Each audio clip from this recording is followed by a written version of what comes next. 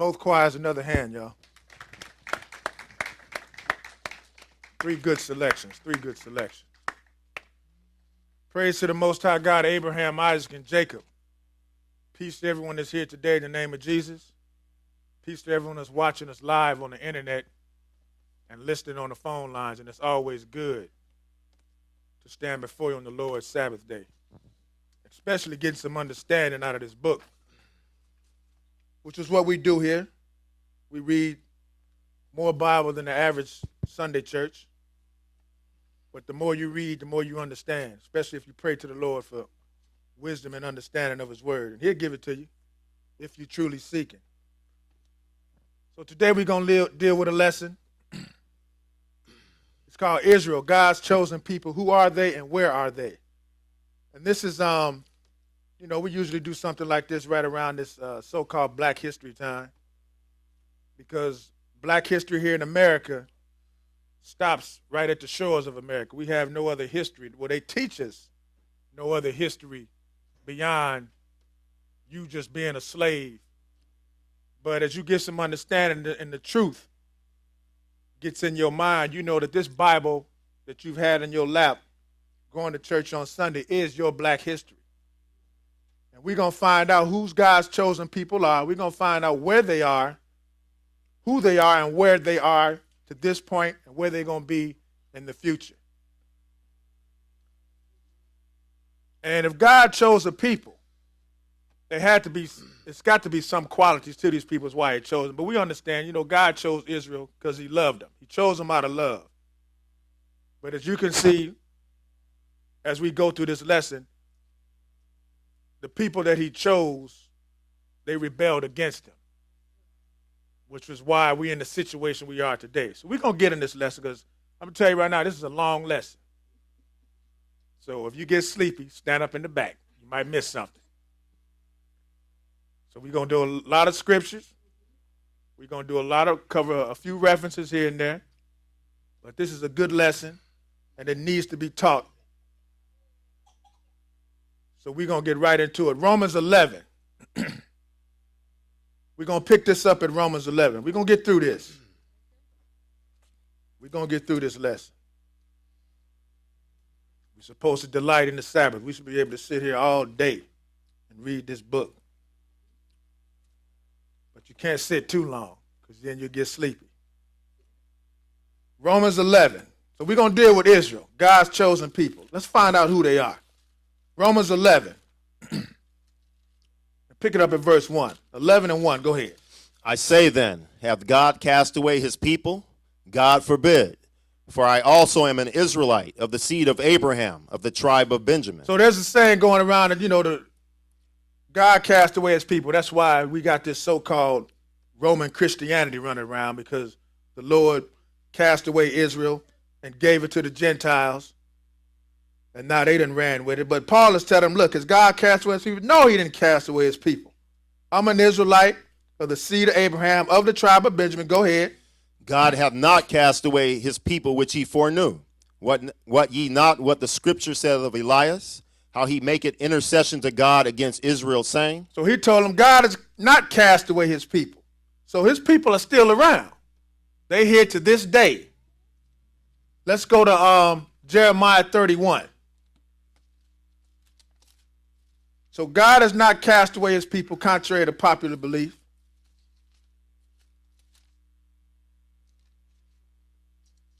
We're going to show you that. They here. Matter of fact, they savoir faire. They everywhere because the Lord put them there. Jeremiah 31. Y'all probably too young for that cartoon. Jeremiah 31. And pick it up at verse 35. 31 and 35. So he didn't cast away his people. Go ahead. Thus saith the Lord, which giveth the sun for a light by day, and the ordinances of the moon and of the stars for a light by night, which divided the sea when the waves thereof roar. The Lord of hosts is his name. If those ordinances depart from before me, saith the Lord, then the seed of Israel also shall cease from being a nation before me forever. So is the sun still giving light? Are the stars still for light? And the moon still for light? That means Israel is still a nation. Israel is still a nation. And we out here. We're going to show you who they are. Go ahead. Thus saith the Lord, if heaven above can be measured, and the foundations of the earth searched out beneath, I will also cast off all the seed of Israel for all that they have done, said the Lord. So, Mr. Super Scientist, if you can measure the heavens, would you say what, the sun is 93 million miles away? How did you measure that? How did you figure that out? But the book say, if the heaven above can be measured and the foundations of the earth searched out beneath, then I'm going to cast off Israel. So apparently man hasn't done that, so Israel is still around. Let's go to Revelation 21 to show you how important Israel is to the Lord. Most people like to trace their roots back to some famous person. You know, George Washington or some president or somebody. I really want to know what tribe I'm from in Israel. Because that being said, whatever tribe I'm from, I know my name is going to be on one of these gates for my descendants. Go ahead. Revelation 21 and pick it up at verse 1. Go ahead. And I saw a new heaven and a new earth, for the first heaven and the first earth were passed away, and there was no more sea. And I, John, saw the holy city, New Jerusalem, coming down from God out of heaven, prepared as a bride adorned for her husband. So now this is New Jerusalem coming down. This is the place where Jesus went to prepare for us. New Jerusalem. And it's coming down. Skip down to verse 12 and read that. And had a wall great and high, and had 12 gates. So the city had a wall great and high and had 12 gates. Go ahead. And at the gates 12 angels. And 12 angels at each gate. And go ahead. And names written thereon, which are the names of the 12 tribes of the children of Israel. So on each one of those gates was one of the names of the 12 tribes of the children of Israel. That's how important Israel is to God, that he chose to put each one of their names on this new city that's coming down. That's the importance. That's how important they are to God. This nation of people which he chose. Let's go to Exodus 19. Exodus 19. So Israel is God's chosen people. Yeah, they have a purpose. Exodus 19. So we just laying down a little foundation there. We're going to answer each one of these questions before this lesson is over with. Exodus 19. And pick it up at verse 5. 2 verses. Okay, read. Now therefore, if ye will obey my voice indeed, and keep my covenant, then ye shall be a peculiar treasure unto me above all people, for all the earth is mine. Now the Lord is talking to the children of Israel. He told them, look, obey my voice, keep my covenant, then you're going to be a peculiar treasure unto me above all people, for all the earth is mine. Okay? All the earth is the Lord's. Verse 6, go ahead. And ye shall be unto me a kingdom of priests. And you're going to be a kingdom of priests. What else? And a holy nation. A holy nation. God's chosen people are a holy nation. They're not too holy right now, but they had their heyday. We're going to read about it.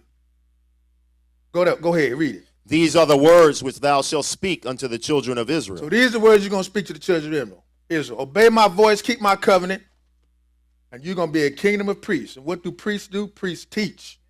The whole nation was supposed to be a kingdom of priests. We were supposed to teach everybody in the earth, all inhabitants of the earth, how to serve the one true living God.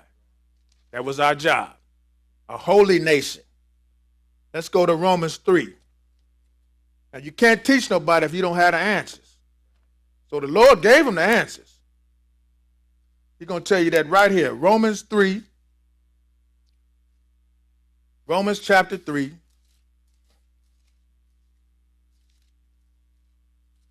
And pick it up at verse 1. Everybody's supposed to try to be like us, because there's an advantage to that. Go ahead, 3 and 1.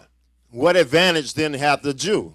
Or what profit is there of circumcision? So what advantage it is to be an Israelite? What's the advantage?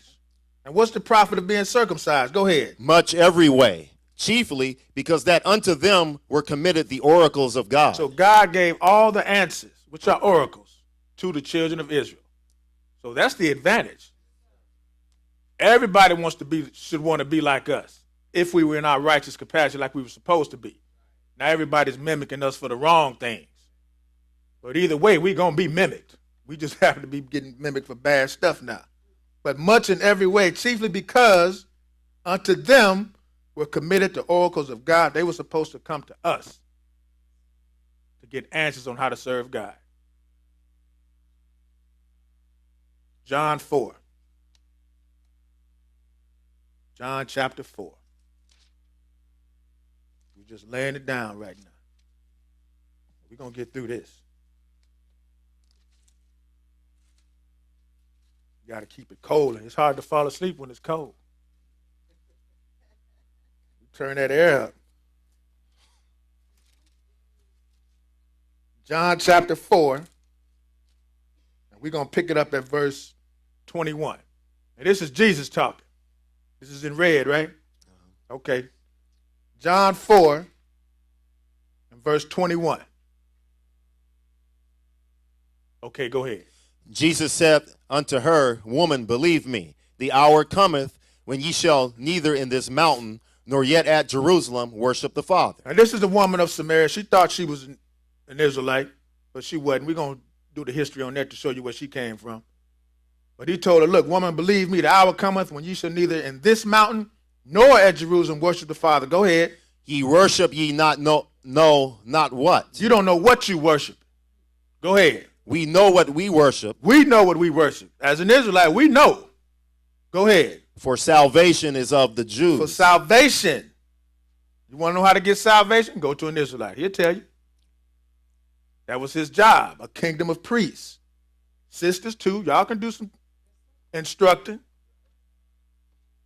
Some sisters know more than brothers. But let's get back into the lesson. Read verse 21. Go ahead. 23, I'm sorry. But the hour cometh, and now is, when the true worshiper shall worship the Father in spirit and in truth. For the Father seeketh such to worship him. Okay, let's go to Deuteronomy 7 now. Deuteronomy 7. So we laying down the qualities of what God's chosen people were to do. They got all the answers. They're supposed to be a kingdom of priests, a holy nation. Salvation is to be taught from them. Let's go to Deuteronomy 7.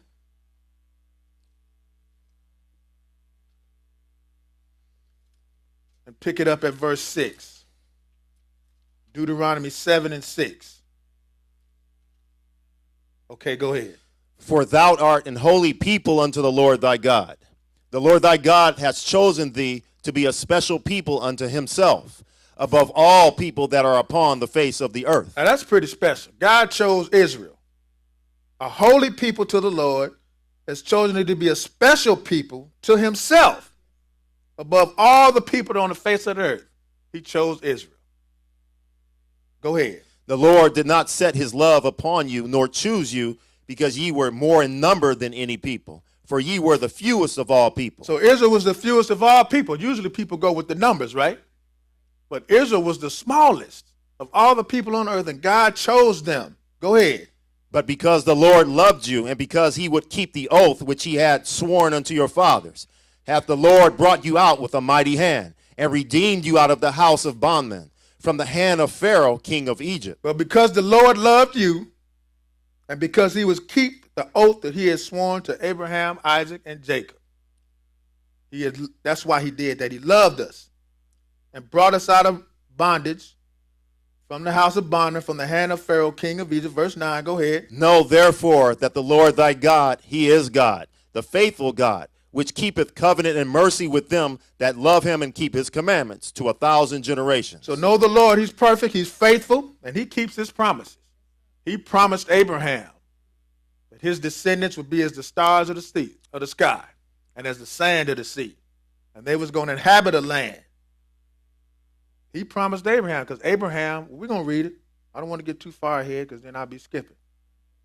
But go ahead, keep reading. And repayeth them that hate him to their face, to destroy them. He will not be slack to him that hateth him. He will repay him to his face. So he's going to repay those people that break his law to their face. He's going to destroy them.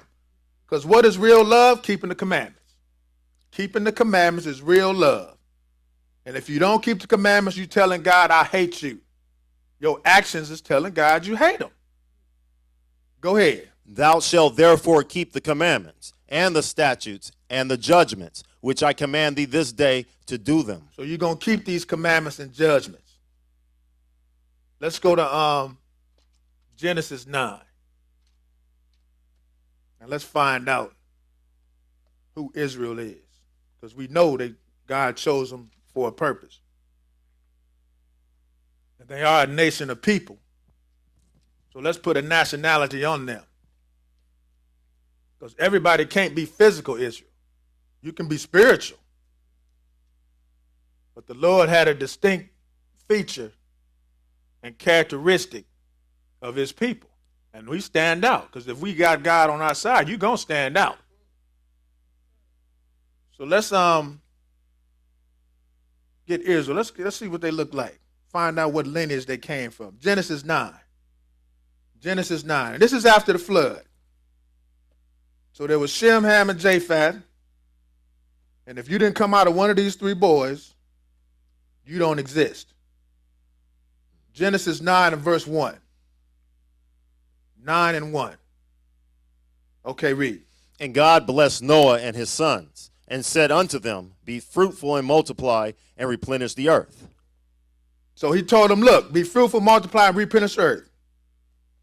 Skip down to verse 18 and read it. And the sons of Noah that went forth of the ark were Shem, and Ham, and Japheth. And Ham is the father of Canaan. So his sons that went forth from the ark were Shem, Ham, and Japheth. Verse 19, go ahead. These are the three sons of Noah, and of them was the whole earth overspread. So out of these three boys, you get all these nationalities. Just three people. Three people. You have Irish, English, Germans, Asians, Egyptians, Indians. All these people came out of these three boys. So let's find out who's who. Let's go to Genesis 10. Genesis 10. Go ahead. Now these are the generations of the sons of Noah, Shem, Ham, and Japheth. And unto them were sons born after the flood. The sons of Japheth. Now these are the sons of Japheth. Go ahead. Gomer, and Magog, and Madai, and Javan, and Tubal, and Meshach, and Tyrus. And the sons of Gomer, Ashkenaz, and Rephath, and Torgamah. And the sons of Javan, Elisha, and Tarshish, Kittim, and Doadim. By these were the isles of the Gentiles divided in their lands, every one after his tongue, after their families, in their nations. So these are Japheth's descendants of what we call Gentiles. So we know Israel didn't come out of here because these are called Gentiles. Now let's read about Japheth. I think it's in the handout. Some of y'all got the handout, some of y'all don't. I couldn't print it all up. But if you got it, you can share it with somebody. You're going to read out the book. Don't worry about it. Okay, the first, we're going to read about Japheth. This is out of Smith Bible Dictionary. Read about Japheth. Let's see what he settled. Japheth, one of the three sons of Noah. The descendants of Japheth occupied the isles of the Gentiles. We just read that, right? Okay, go ahead. The coastlands of the Mediterranean Sea in Europe and Asia Minor, whence they spread northward over the whole continent of Europe and a considerable portion of Asia. So Japheth's descendants settled all over Europe and most of Asia. So we can, they still there. You can look at them. Some are in here too. So Europe and Asia is where Japheth settled. So we can cross Japheth out. Israel did not come out of Japheth. Let's go to back to the book. Let's look at Ham. We got one more son, two more sons to go through. Ham. Because Japheth's descendants of Gentiles, white folks, pretty much what we call them, white people. We ain't here to sugarcoat nothing. They white folks, that's all.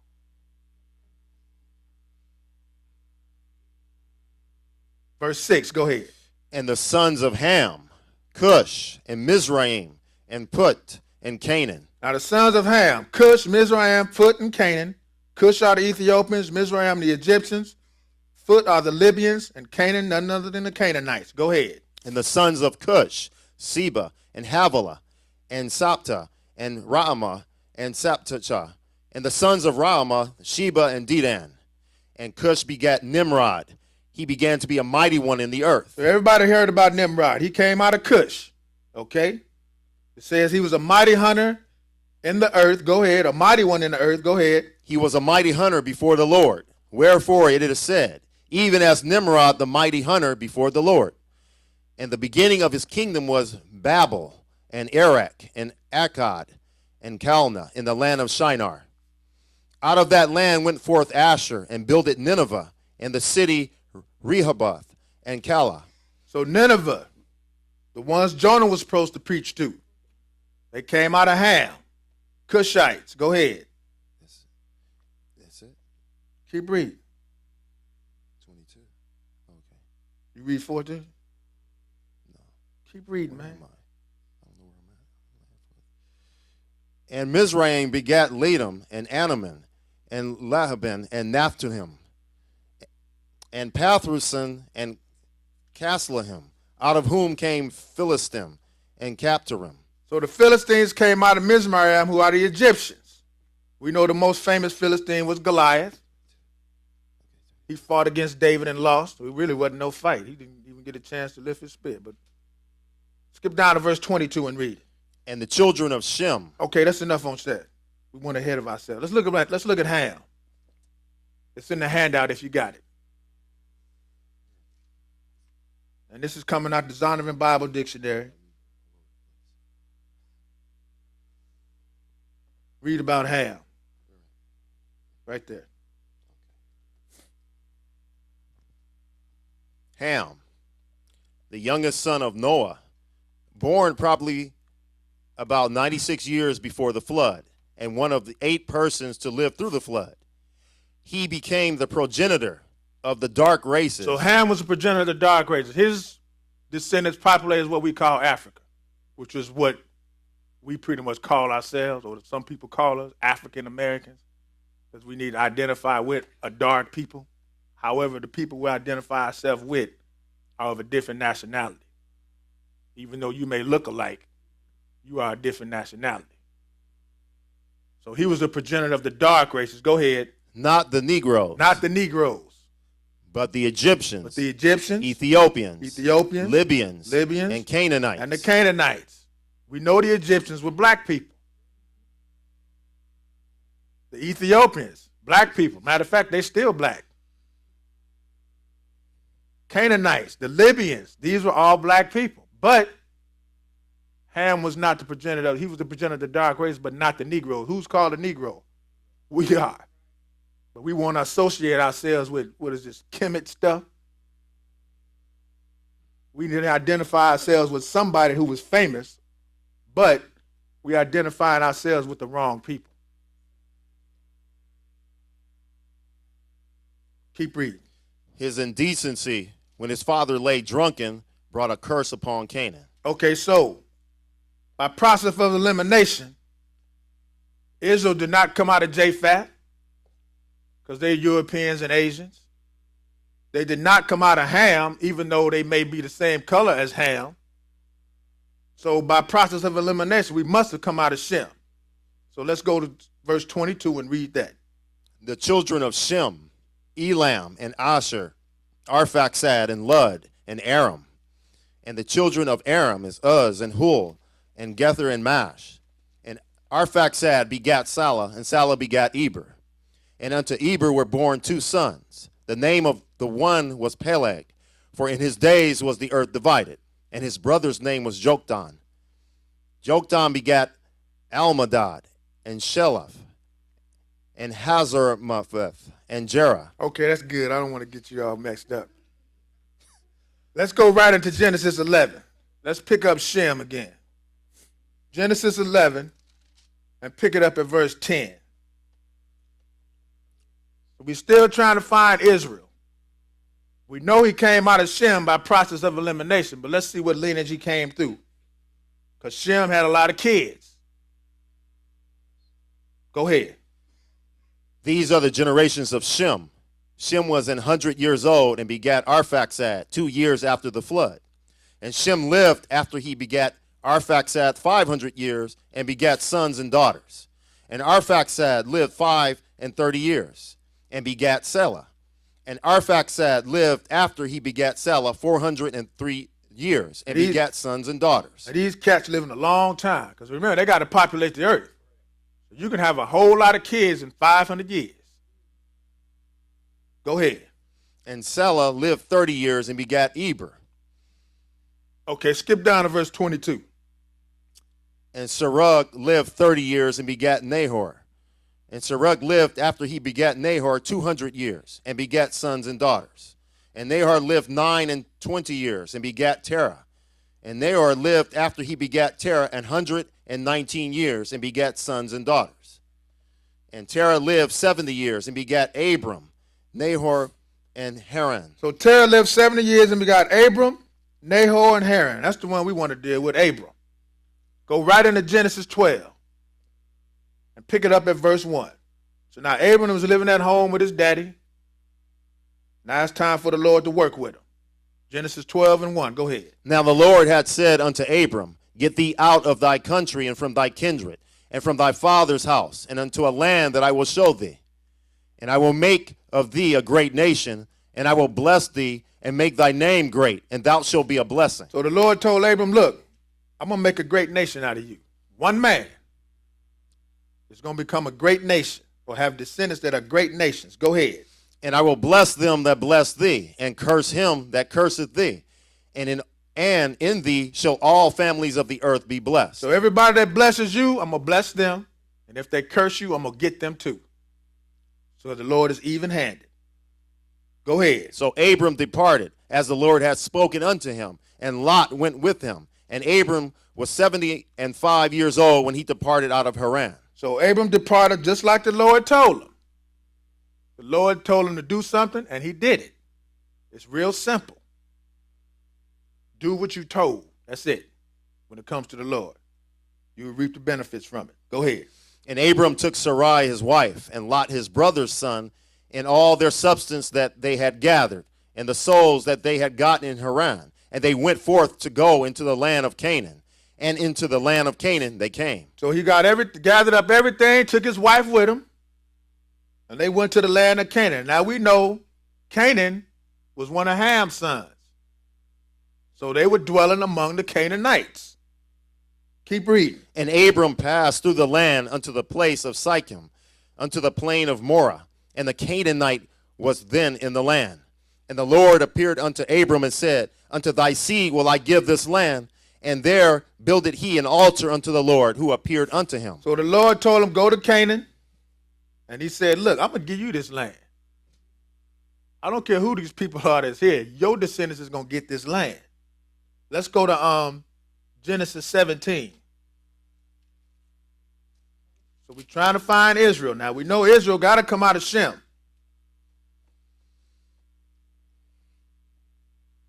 Genesis 17. Pick it up at verse 1. Okay, go ahead. And when Abram was 90 years old and 9, the Lord appeared to Abram and said unto him, I am the Almighty God, walk before me and be thou perfect. And I will make my covenant between me and thee, and will multiply thee exceedingly. And Abram fell on his face, and God talked with him, saying, As for me, behold, my covenant is with thee, and thou shalt be a father of many nations. Neither shall thy name any more be called Abram, but thy name shall be called Abraham, for a father of many nations have I made thee. So now he changed his name to Abraham. Behold, my covenant is with thee, and thou shalt be a father of many nations. So your name is not Abram no more, it's Abraham. Go ahead. And I will make thee exceeding fruitful, and I will make nations of thee, and kings shall come out of thee. And I will establish my covenant between me and thee, and thy seed after thee in their generations for an everlasting covenant, to be a God unto thee, and to thy seed after thee. And I will give unto thee and to thy seed after thee the land wherein thou art a stranger, all the land of Canaan, for an everlasting possession, and I will be their God. So the Lord is making big promises to Abraham. But remember, it's all predicated on whether Abraham obeys the Lord. And we know Abraham didn't even bat an eye when the Lord told him to do something. So he told him, I'm going to give you this land. This land of the Canaanites, I'm going to give it to you and your seed forever. Go to Genesis 25. Genesis 25.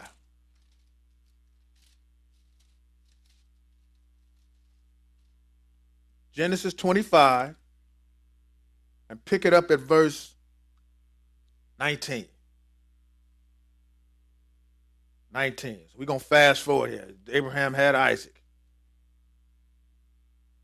Go ahead. 25 and 19. Go ahead. And these are the generations of Isaac, Abraham's son.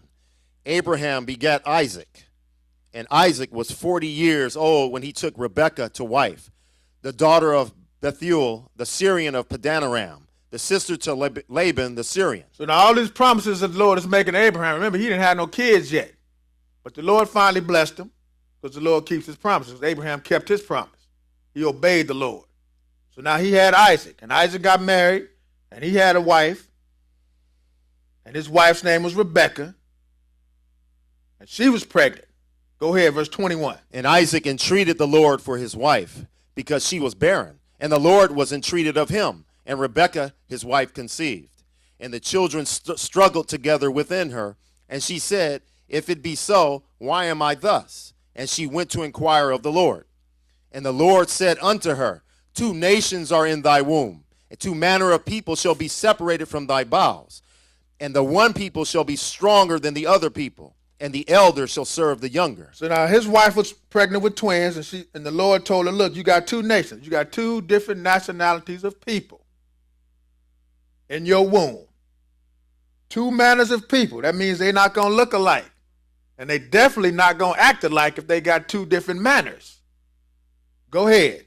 And when her days to be delivered were fulfilled, behold, there were twins in her womb. And the first came out red, all over like an hairy garment.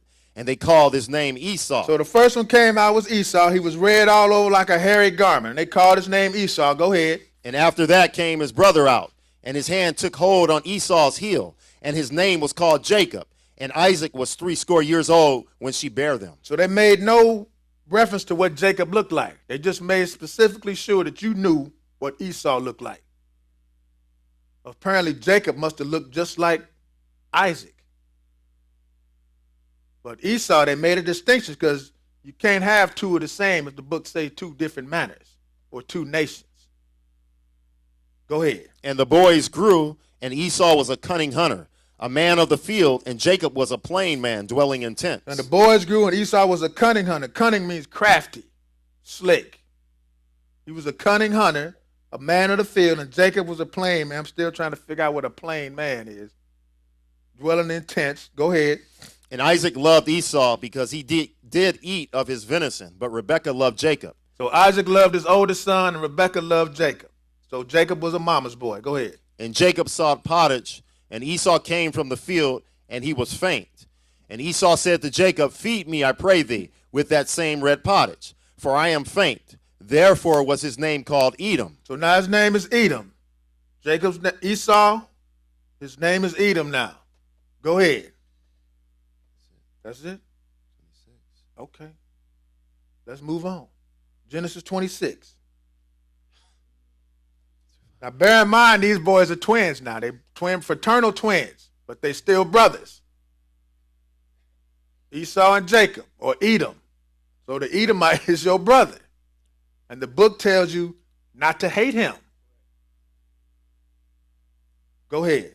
And there was a famine in the land, beside the first famine that was in the days of Abraham. And Isaac went unto Abimelech, king of the Philistines, unto Gerar. And the Lord appeared unto him and said, Go not down into Egypt. Dwell in the land which I shall tell thee of. Sojourn in this land, and I will be with thee, and will bless thee. For unto thee and unto thy seed I will give all these countries, and I will perform the oath which I swear unto Abraham thy father. So he told Isaac the same thing he told Abraham. Stay here. I'm going to give you this land. Go ahead. And I will make thy seed to multiply as the stars of heaven, and I will give unto thy seed all these countries, and in thy seed shall all the nations of the earth be blessed. Now here's Isaac. He only got 2 boys.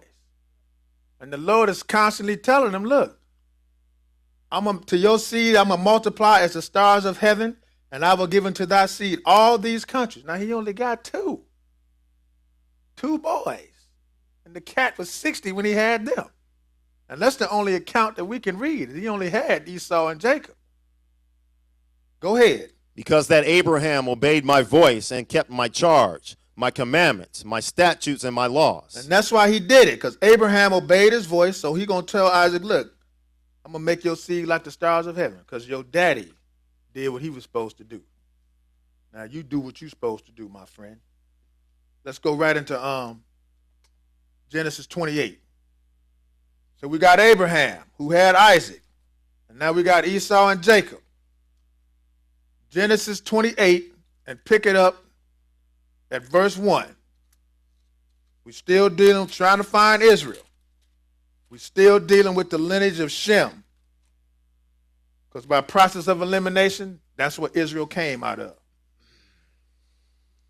28, and pick it up at verse 1. Go ahead. And Isaac called Jacob, and blessed him, and charged him, and said unto him, Thou shalt not take a wife of the daughters of Canaan. So he told Jacob, look, he blessed him, and said, look, don't take none of these Canaanite women for wives. I don't want you to do that. Go ahead. Arise, go to Padanaram, to the house of Bethuel, thy mother's father, and take thee a wife from thence of the daughters of Laban, thy mother's brother. So go to your uncle and marry one of his daughters. Go ahead. And God Almighty bless thee, and make thee fruitful, and multiply thee, that thou mayest be a multitude of people.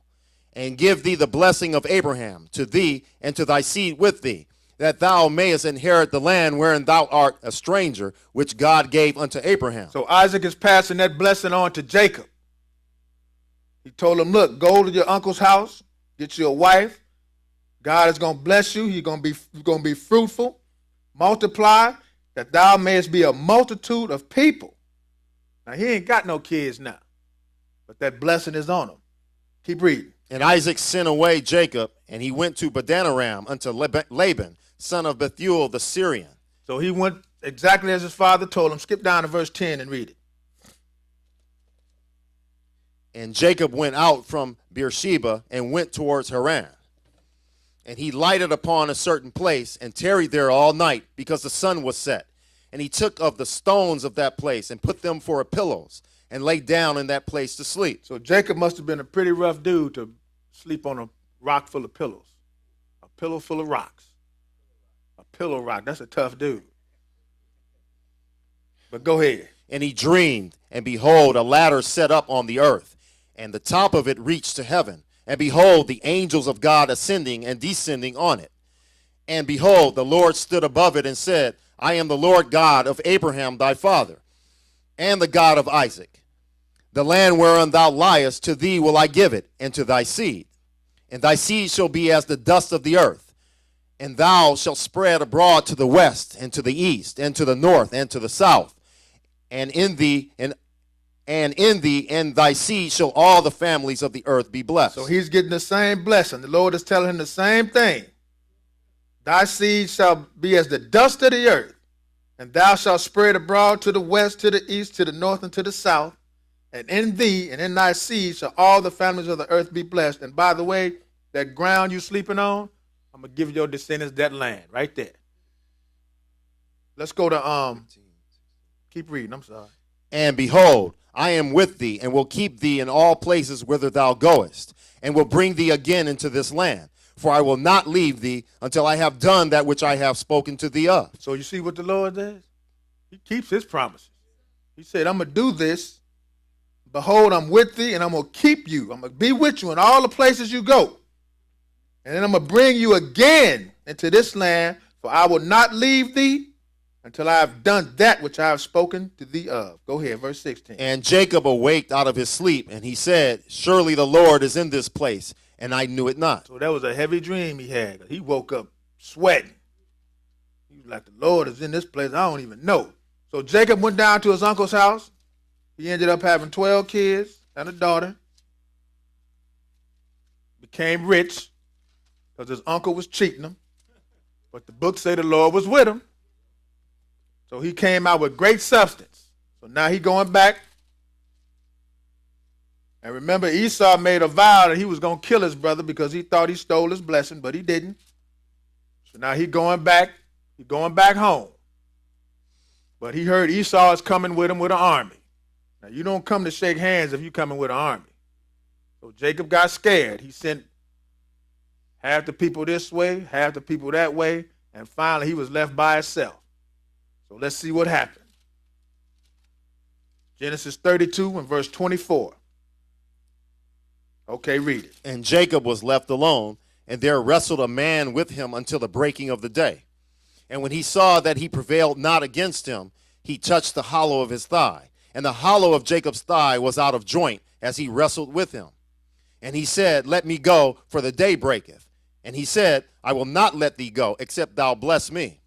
And he said unto him, What is thy name? And he said, Jacob. And he said, Thy name shall be called no more Jacob, but Israel. For as a prince hast thou power with God and with men, and hast prevailed. So now we done found Israel. It came through the lineage of Shem, through Abraham, through Isaac, through Jacob, whose name was changed to Israel. And out of Jacob, he had 12 sons, hence the 12 tribes of Israel. They became a nation. The Lord chose them, gave them the oracles, gave them everything they needed to do to teach people, other nations, how to serve God. They were a kingdom of priests and even a holy nation. So now we done put our finger on them. God's chosen people is Israel. Keep reading. We finished that? Okay, let's go to Exodus 1. Exodus chapter 1. So now we found Israel. They came out of Shem, not Ham. They may look like Ham, but they not. We got that certain walk. That's why Jacob's that thigh. Ham don't walk like that. Only Israel. Yeah, that's where it came from. Israel the only one that walked like that. Y'all know it. Exodus 1 and verse 1. Go ahead. Now these are the names of the children of Israel, which came into Egypt. Every man and his household came with Jacob. Reuben, Simeon, Levi, and Judah. Issachar, Zebulun, and Benjamin. Dan and Naphtali, Gad, and Asher. And all the souls that came out of the loins of Jacob were 70 souls. For Joseph was in Egypt already. So all the souls that came out of Jacob were 70. And you can go into Genesis, I forget what chapter it is, it'll name all 70. These were 70 boys. They didn't count the women. 70 Jacob, his boys, 12, they kids, and some of their kids, grandkids and great-grandkids, went down into Egypt, a black nation. One of Ham's sons. So you got Semitic people and Hamitic people living together side by side. Look just alike. But these are different nationalities of people. If you put Ham and Israel next to each other in the suit, you wouldn't know who's who until somebody opened their mouth. And then Israel would clown in the suit, so you would know right away that's Israel. So 70 people went into Egypt, and they stayed there. We're going to tell you how long. Skip over to read verse 6. I'm sorry. And Joseph died, and all his brethren, and all that generation. And the children of Israel were fruitful and increased abundantly and multiplied and waxed exceeding mighty, and the land was filled with them. So Joseph died and all his brethren and that generation, and the children of Israel were what? Fruitful and increased abundantly. That's what the Lord told them. You're going to be as the dust of the earth, the stars in the sky. They increased and waxed exceeding mighty, and the land was filled with them. North, south, east, and west. Wherever you look, there was Israel. Everywhere. Let's go to Exodus 12. Flip right over to Exodus 12. As y'all can see, there's more than 36 scriptures, but I didn't want to scare you. If you see 50 scriptures on there, you'd be like, oh, man. So I snuck it in there on the side. But it's all right. It's good reading. Exodus 12. Pick it up at verse 36. Go ahead. And the Lord gave the people favor in the sight of the Egyptians, so that they lent unto them such things as they required, and they spoiled the Egyptians.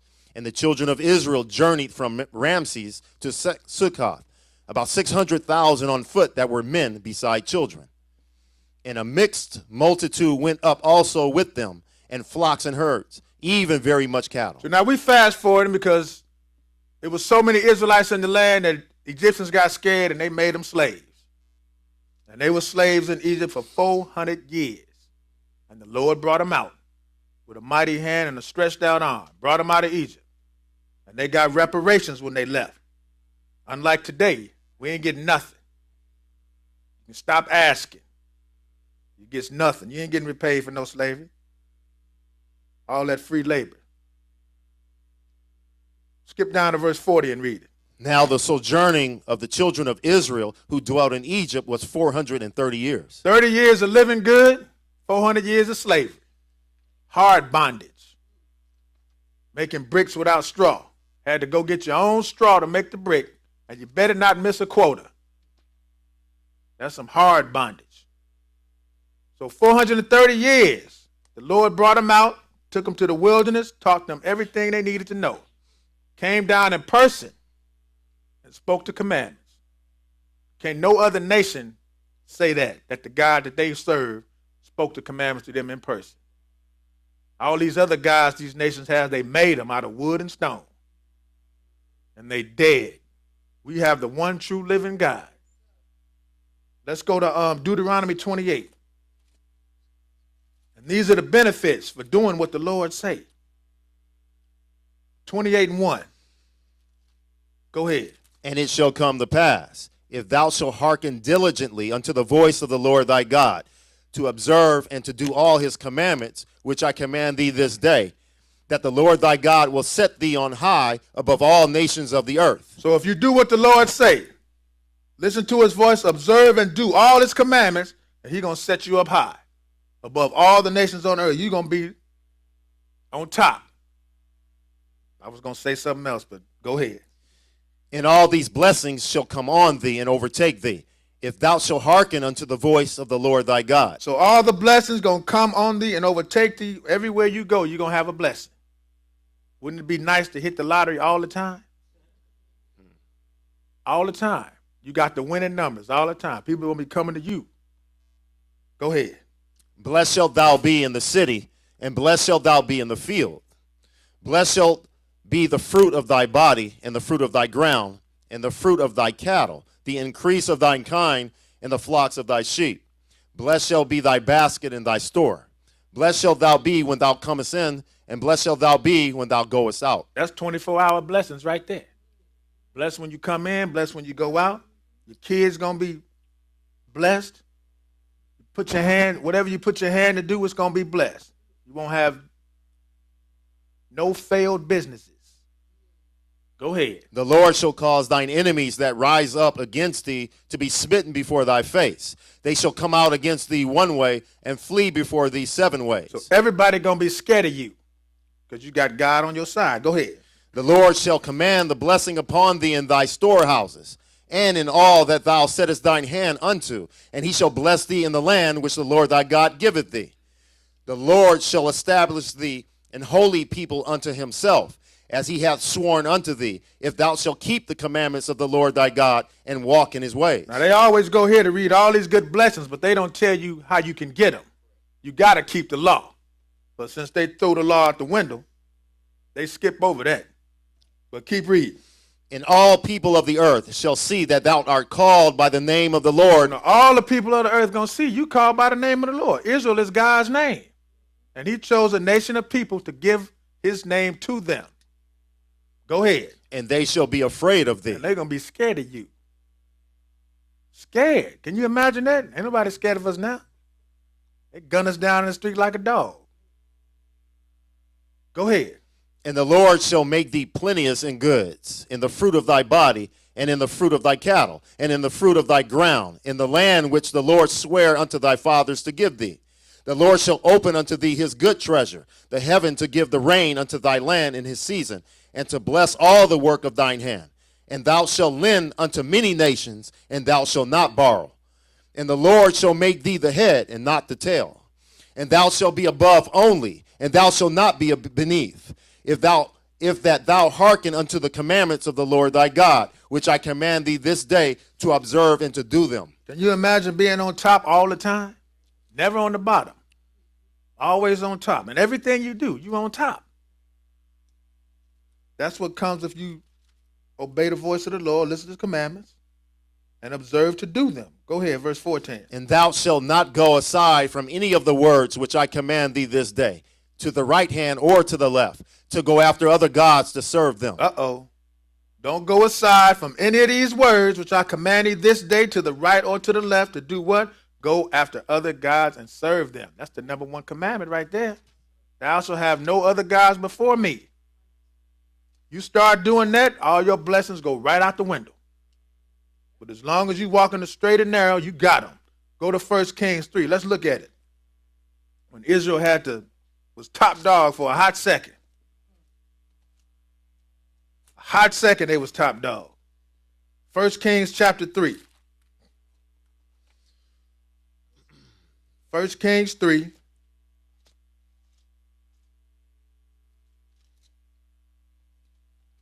And pick it up at verse 5. 1 Kings 3 and verse 5. Okay, read. In Gibeon the Lord appeared to Solomon in a dream by night, and God said, ask what I shall give thee. Now this is Solomon, David's son. He was the third king of Israel as a whole nation. Solomon was the third king. Go ahead. And Solomon said, thou hast showed unto thy servant David my father great mercy, according as he walked before thee in truth, and in righteousness, and in uprightness of heart with thee. And thou hast kept for him this great kindness, that thou hast given him a son to sit on his throne, as it is this day. And now, O Lord my God, thou hast made thy servant king instead of David my father. And I am but a little child. I know not how to go out or come in. And thy servant is in the midst of thy people, which thou hast chosen, a great people, that cannot be numbered nor counted for multitude. Give therefore thy servant an understanding heart to judge thy people, that I may discern between good and bad. For who is able to judge this thy so great a people? So the Lord appeared to Solomon in a dream, asking, what you want, man? And he told him, look, all I want is some understanding to judge these people. That's it. I don't want no money. I don't want no clothes, no cars. I just want some understanding. And when you have understanding, that's greater than anything. Because the book say the fear of the Lord is the beginning of wisdom. And that wisdom is, you can't put a price on it. Wisdom. Go ahead. And the speech pleased the Lord, that Solomon had asked this thing.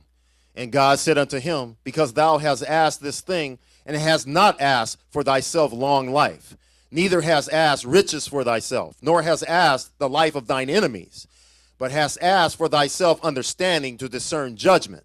Behold, I have done according to thy words. Lo, I have given thee a wise and understanding heart, so that there was none like thee before thee, neither after thee shall any arise like unto thee. And I have also given thee that which thou hast not asked, both riches and honor, so that there shall not be any among the kings like unto thee all thy days. So because he didn't ask for no riches and honor, the Lord said, okay, I'm going to give it to you anyway. I'm going to give you so much wisdom that the riches and honor going to come with it. Go ahead. And if thou wilt walk in my ways to keep my statutes and my commandments, as thy father David did walk, then I will lengthen thy days. And if you walk in my statutes, my ways and my statutes, and keep my commandments, then I'm going to lengthen your days. Verse 15, go ahead. And Solomon awoke, and behold, it was a dream. And he came to Jerusalem and stood before the ark of the covenant of the Lord, and offered up burnt offerings, and offered peace offerings, and made a feast to all his servants. And Solomon woke up just like Jacob did. He was like, holy man. So he woke up, appeared before the ark of the covenant, started sacrificing peace offerings, and then he started eating good. Go to 4, right into chapter 4, and pick it up at verse 1. Go ahead. So King Solomon was king over all Israel. So he was king over all Israel. Skip down to verse 20 and read it. Judah and Israel were many, as the sand which is by the sea in multitude, eating and drinking and making merry. And Solomon reigned over all kingdoms, from the river unto the land of the Philistines, and unto the border of Egypt. They brought presents and served Solomon all the days of his life. So not only did Solomon reign over Israel, all the kingdoms, Solomon reigned over all kingdoms, not only Israel, but all kingdoms from the river of the land of the Philistines unto the border of Egypt. Solomon reigned. And why? After David knocked off everybody, there was rest. There was no more need to fight. All they was waiting on was how to serve God. So the Lord set up Solomon to do that. And he reigned over all the kingdoms. Go ahead. 29, I'm sorry, go ahead. And God gave Solomon wisdom and understanding exceeding much, and largeness of heart, even as the sand that is on the seashore. And Solomon's wisdom excelled the wisdom of all the children of the east country, and all the wisdom of Egypt. So these brothers that's caught up in this Kemet stuff, read this right here. This Israelite had more wisdom than the Egyptians. Go ahead. For he was wiser than all men, than Ethan and Ezrahite and Heman and Chalcol and Darda, the sons of Mahol. And his fame was in all nations round about. So everybody knew about Solomon. He was the wisest man that ever lived, and nobody has been able to compare to his wisdom. Why? Because it's coming from the Lord. Go ahead. And he spake 3,000 proverbs, and his songs were 1,005. So he spake 3,000 proverbs and wrote 1,005 songs. And I always say all of them was #1 hits. We finished that? 33, keep reading. And he spake of trees, from the cedar tree that is in Lebanon, even unto the hyssop that springeth out of the wall. He spake also of beasts and of fowl, and of creeping things, and of fishes. And there came of all people to hear the wisdom of Solomon, from all kings of the earth, which had heard of his wisdom. And there came all people to hear what? The wisdom of Solomon. Because what we read in the book, we didn't read it, but what is your understanding in the sight of all nations? Keeping the law. That's your wisdom and your understanding. So people was hearing what was going on over there in Jerusalem, and they was like, hold up. What do we need to do to get some of this blessing? So there came all people to hear the wisdom of Solomon from all kings of the earth. That's everybody, which had heard of his wisdom. Let's go to 1 Kings 10. Flip over to 1 Kings chapter 10. And pick it up at verse 1. So this is Israel at his heyday, when Solomon was in charge. 10:1, go ahead. And when the queen of Sheba heard of the fame of Solomon concerning the name of the Lord, she came to prove him with hard So questions. not only did the kings of the earth hear, but some queens heard it too. And they came. She heard of the wisdom of Solomon and came to prove him with hard questions, not to sleep with him. She had some questions about the Lord. Go ahead. And she came to Jerusalem with a very great train, with camels that bear spices, and very much gold, and precious stones. And when she was come to Solomon, she communed with him of all that was in her heart. And Solomon told her all her questions. There was not anything hid from the king, which he told her not. And when the queen of Sheba had seen all Solomon's wisdom, and the house that he had built, and the meat of his table, and the sitting of his servants, and the attendance of his ministers, and their apparel, and his cupbearers, and his ascent by which he went up unto the house of the Lord, there was no more spirit in her. Everybody was happy. Everybody, even down to the cupbearer. Happiness all over the place. Go ahead. And she said to the king, it was a true report that I heard in mine own land of thy acts and of thy wisdom. Howbeit I believed not the words until I came, and mine eyes had seen it. And behold, the half was not told me. Thy wisdom and prosperity exceeded the fame which I heard. So she told the king, look, I heard about you, but I had to see it with my own eyes. And when I saw it, they didn't tell me half of what I'm seeing right now. Happy is everybody. Happy are the men. The servants will stand continually before thee and hear thy wisdom. Go ahead. Blessed be the Lord thy God, which delighted in thee, to set thee on the throne of Israel, because the Lord loved Israel forever. Therefore made he thee king to do judgment and justice. And she gave the king 120 talents of gold, and of spices very great store, and precious stones. There came no more such abundance of spices as these which the queen of Sheba gave to King Solomon. So we know what the Lord promised Solomon, because you asked for understanding, I'm going to give you the riches and honor. And he got it. Everybody knew about him. And they came to see why he was so famous. He didn't have no problem. Come on. And they brought him, gold.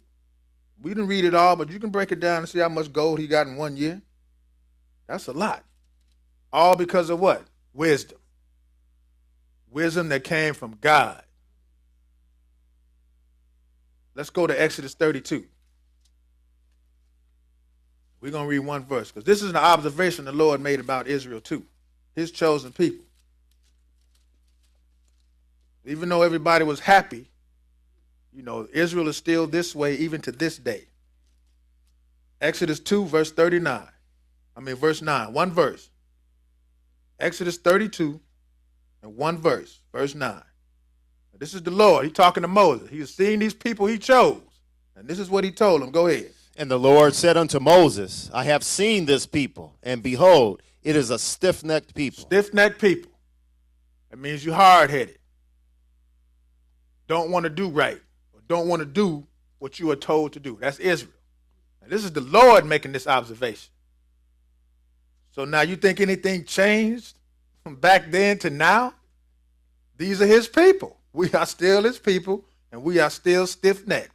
Let's go back to Deuteronomy 28. So you got the benefits of keeping the commandments. You're going to be blessed. And we had them for a hot second. But then there's also a flip side.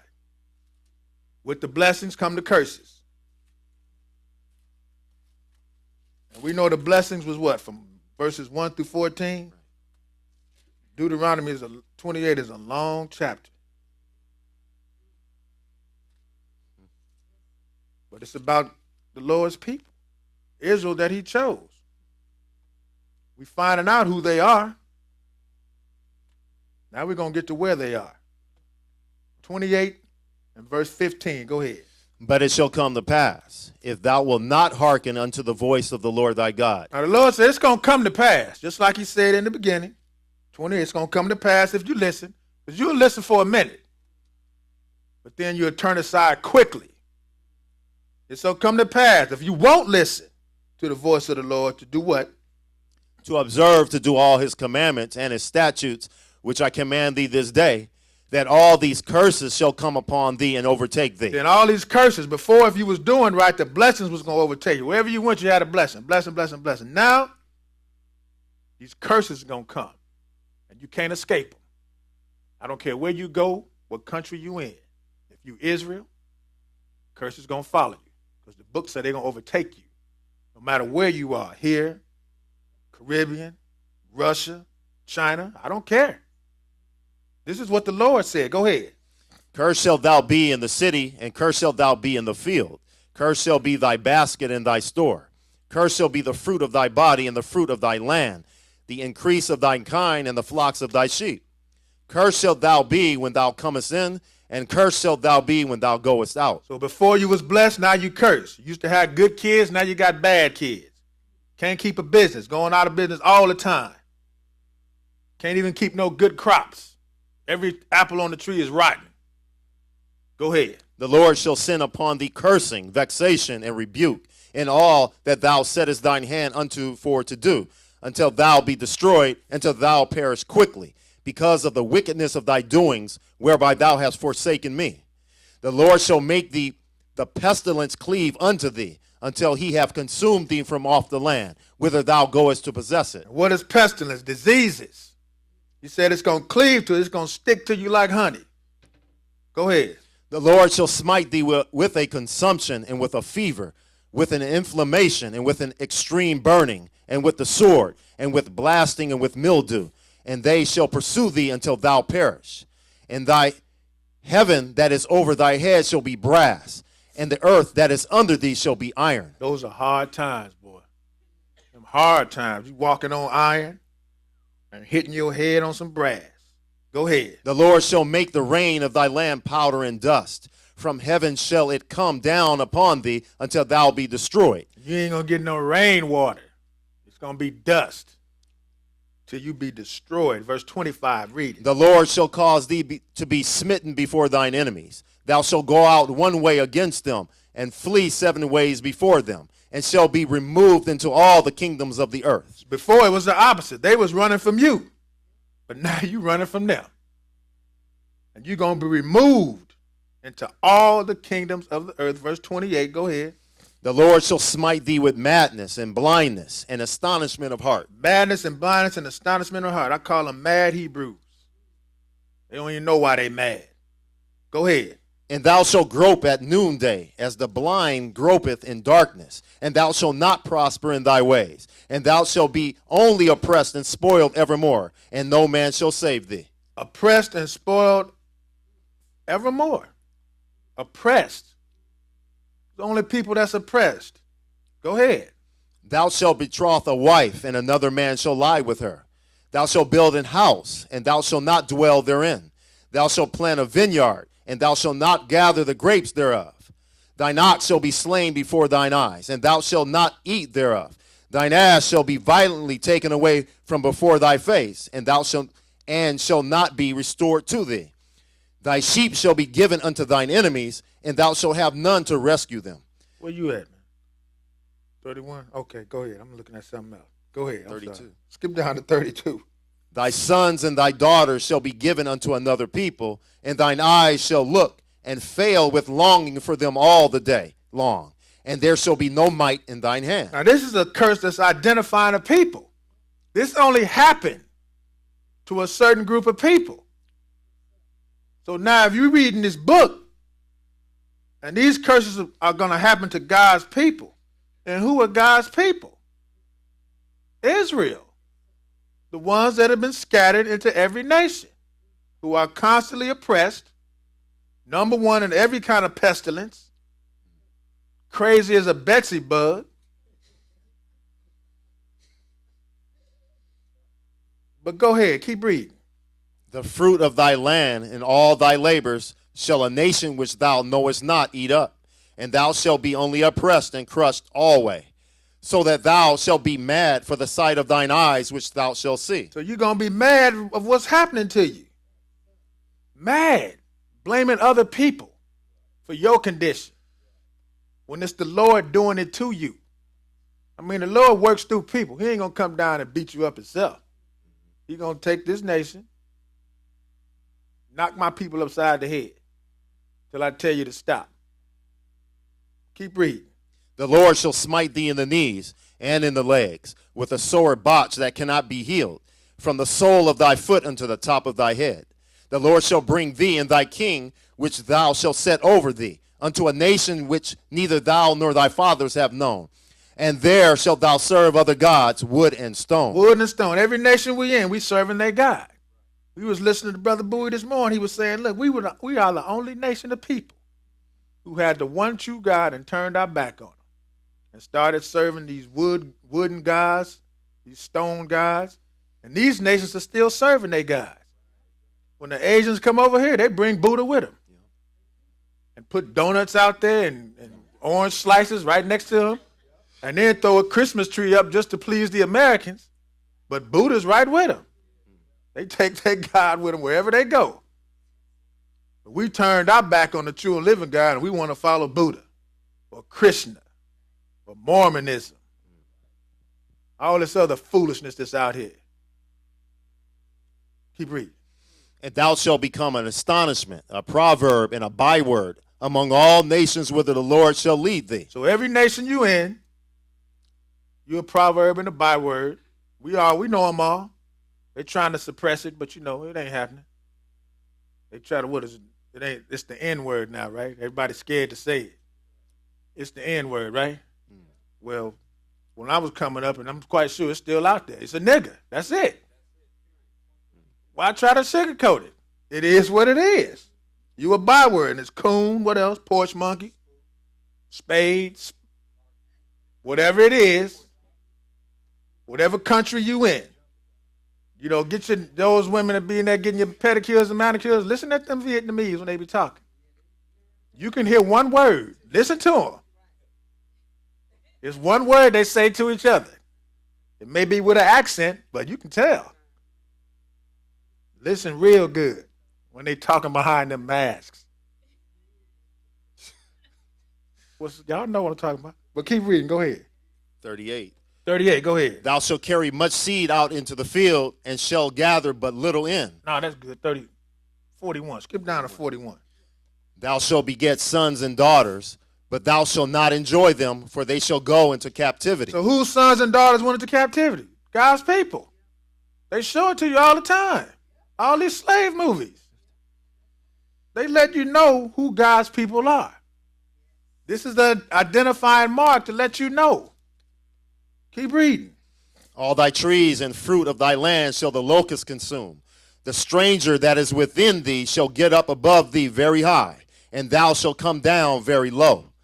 He shall lend to thee, and thou shalt not lend to him. He shall be the head, and thou shalt be the tail. I can remember when I was little.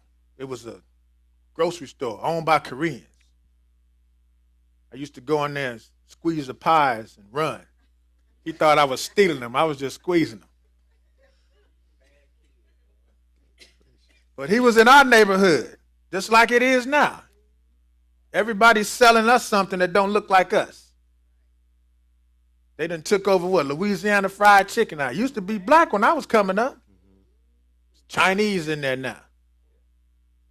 Selling you fried chicken. When did that happen? I thought we made the best fried chicken. But it's pretty good too. I had some. It's pretty tasty. Then they took over the donut shops, the Indians selling you donuts. But that's the way it is. The stranger, he didn't mention any nationality. The stranger that's within, he's going to get up very high, you're going to come down very low. He's going to lend to you, but you will not be able to lend to him. You're going to be the head, he's going to be the head, and you're going to be the tail. What else? Keep reading. Moreover, all these curses shall come upon thee, and shall pursue thee, and overtake thee, till thou be destroyed, because thou hearkenest not unto the voice of the Lord thy God, to keep his commandments and his statutes which he commanded thee. So all these curses going to come upon thee and overtake thee till thou be destroyed, because you did not listen to the Lord. 46, go ahead. And they shall be upon thee for a sign and for a wonder, and upon thy seed forever, because thou servest not the Lord thy God with joyfulness and with gladness of heart. So all these curses are going to be a sign and a wonder. We know what a sign does. It identifies an individual, or, you want to go to the bathroom. They got a little sign, a triangle with a man on it. That's the men's bathroom. These curses that come up on this certain group of people are letting you know that these are God's people. And there's only one nation of people this happened to. The so-called Negro over here, or whatever they call them in Haiti, or Jamaican Islands, or the Belize, or Australia. Curses follow them because they Israel too. That's how you know who's who. I was watching this National Geographic thing in India. Call this dude the rat catcher. That's what he did. He was a poor dude, caught some rats, lived like worse than a dog. But that's how he made his living, catching rats. He was darker than that chair.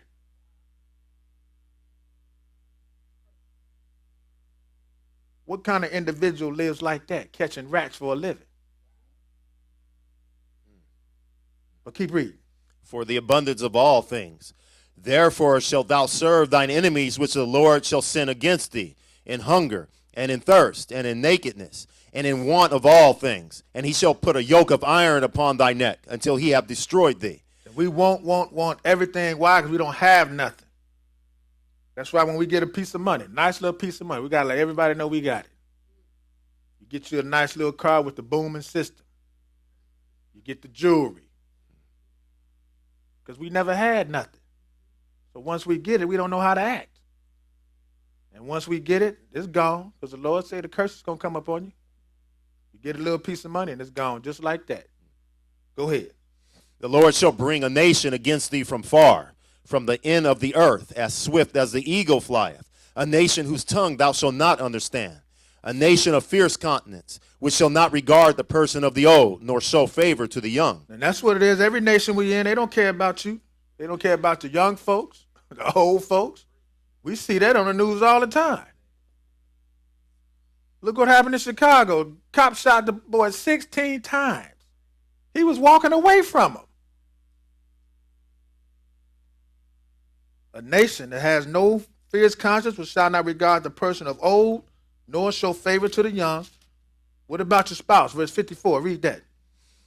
So that the man that is tender among you and very, very delicate, his eyes shall be evil toward his brother, and toward the wife of his bosom, and toward the remnant of his children, which he shall leave. So the brother going to be against the brother, and he going to be against his wife. And he going to leave his kids. Israel. Skip down to verse 56. The tender and delicate woman among you, which would not adventure to set the sole of her foot upon the ground for delicateness and tenderness. Her eyes shall be evil toward the husband of her bosom, and toward her son, and toward her daughter. So it's, flip side, go with the woman too. Hate her husband. And then when he leave, she hate the kids because they look like him. And he ain't there to, get the anger taken out on, so you got to take it out on the kids. But that's Israel. Skip down to verse 58 and read it. If thou wilt not observe to do all the words of this law that are written in this book, that thou mayest fear this glorious and fearful name, the Lord thy God, then the Lord will make thy plagues wonderful. Whoever heard of a wonderful plague? A plague being described as wonderful. Go ahead. And the plagues of thy seed, even great plagues, and of long continence, and sore sickness, Continue. and of long continuance. Moreover, he will bring upon thee all the diseases of Egypt, which thou wast afraid of, and they shall cleave unto thee. Also every sickness and every plague, which is not written in the book of the law, them will the Lord bring upon thee until thou be destroyed. So every sickness and plague that's not written in this book, if they invent something new to experiment on you, you're going to get it. Because you are the guinea pig. It's going to come up on you till you be destroyed. Go ahead. And ye shall be left few in number, whereas ye were as the stars of heaven for multitude, because thou wouldest not obey the voice of the Lord thy God. And it shall come to pass, that as the Lord rejoiced over you to do you good, and to multiply you, so the Lord will rejoice over you to destroy you, and to bring you to naught. And ye shall be plucked from off the land whither thou goest to possess it. So as the Lord rejoiced to do you good and multiply you, he's going to be rejoicing to destroy you. He's going to be loving it. I was dealing with this dude at work. He didn't believe that God could do evil. I hit him with so many scripts, his head was spinning. And the only thing he could say was, no, I can't see God doing it. I said, well, read it one more time. No, that's not what read it one more time. Keep reading. And the Lord shall scatter thee among all people from the one end of the earth even unto the other. And there thou shalt serve other gods, which neither thou nor thy fathers have known, even wood and stone. And among these nations shalt thou find no ease, neither shall the sole of thy foot have rest. But the Lord shall give thee there a trembling heart, and failing of eyes, and sorrow of mind. So wherever you scattered, you get no ease. You got to work from sun up to sundown to make peanuts. The take-home pay won't even take you home. You can never make the ends meet. You find no ease where you are. Skip down to verse 68, and this is the killer right here. Go ahead. And the Lord shall bring thee into Egypt again with ships, by the way whereof I spake unto thee. Thou shalt see it no more again. And there you shall be sold unto your enemies for bondmen and bondwomen, and no man shall buy you. So what nation went into slavery? With ships. Israel. And who is Israel? The so-called Negro, African American, whatever you want to call yourself. How did you get here? You did not come over here on the Carnival Cruise Line. As soon as you got here, they sold you. Here's a slave ad. Read that. Slave ads. To be sold on board the ship, what is that? Bansalan. On Tuesday, the 6th of May, next at Athley Ferry. A choice cargo of about 250 fine, healthy Negroes. Choice cargo now. Fine, healthy Negroes. Go ahead. Just arrived from the Windward and Ricecroft. The utmost care has already been taken and shall be continued to keep them free from the left danger of being infected with the smallpox. These are the ones that was fortunate enough to make it. Because you can see pictures of how they had it stacked up. And if you was on the top, you probably had it good, because once you had to use the washroom, they did not take you out. Everything trickled down. And the one on the bottom was the one that got the worst. Those are the conditions that they put the Lord's people in. And they're going to pay for it. But that's another lesson. Let's go to Amos chapter 3. Amos chapter 3, and we're going to start wrapping it up. Amos 3. So we know who Israel is just by the identifying signs that the Lord put on us. We are not Egyptians. We may look like them, but that's not us. Amos 3, and pick it up at verse 1. Amos 3 and verse 1. Wait a minute, let me get there.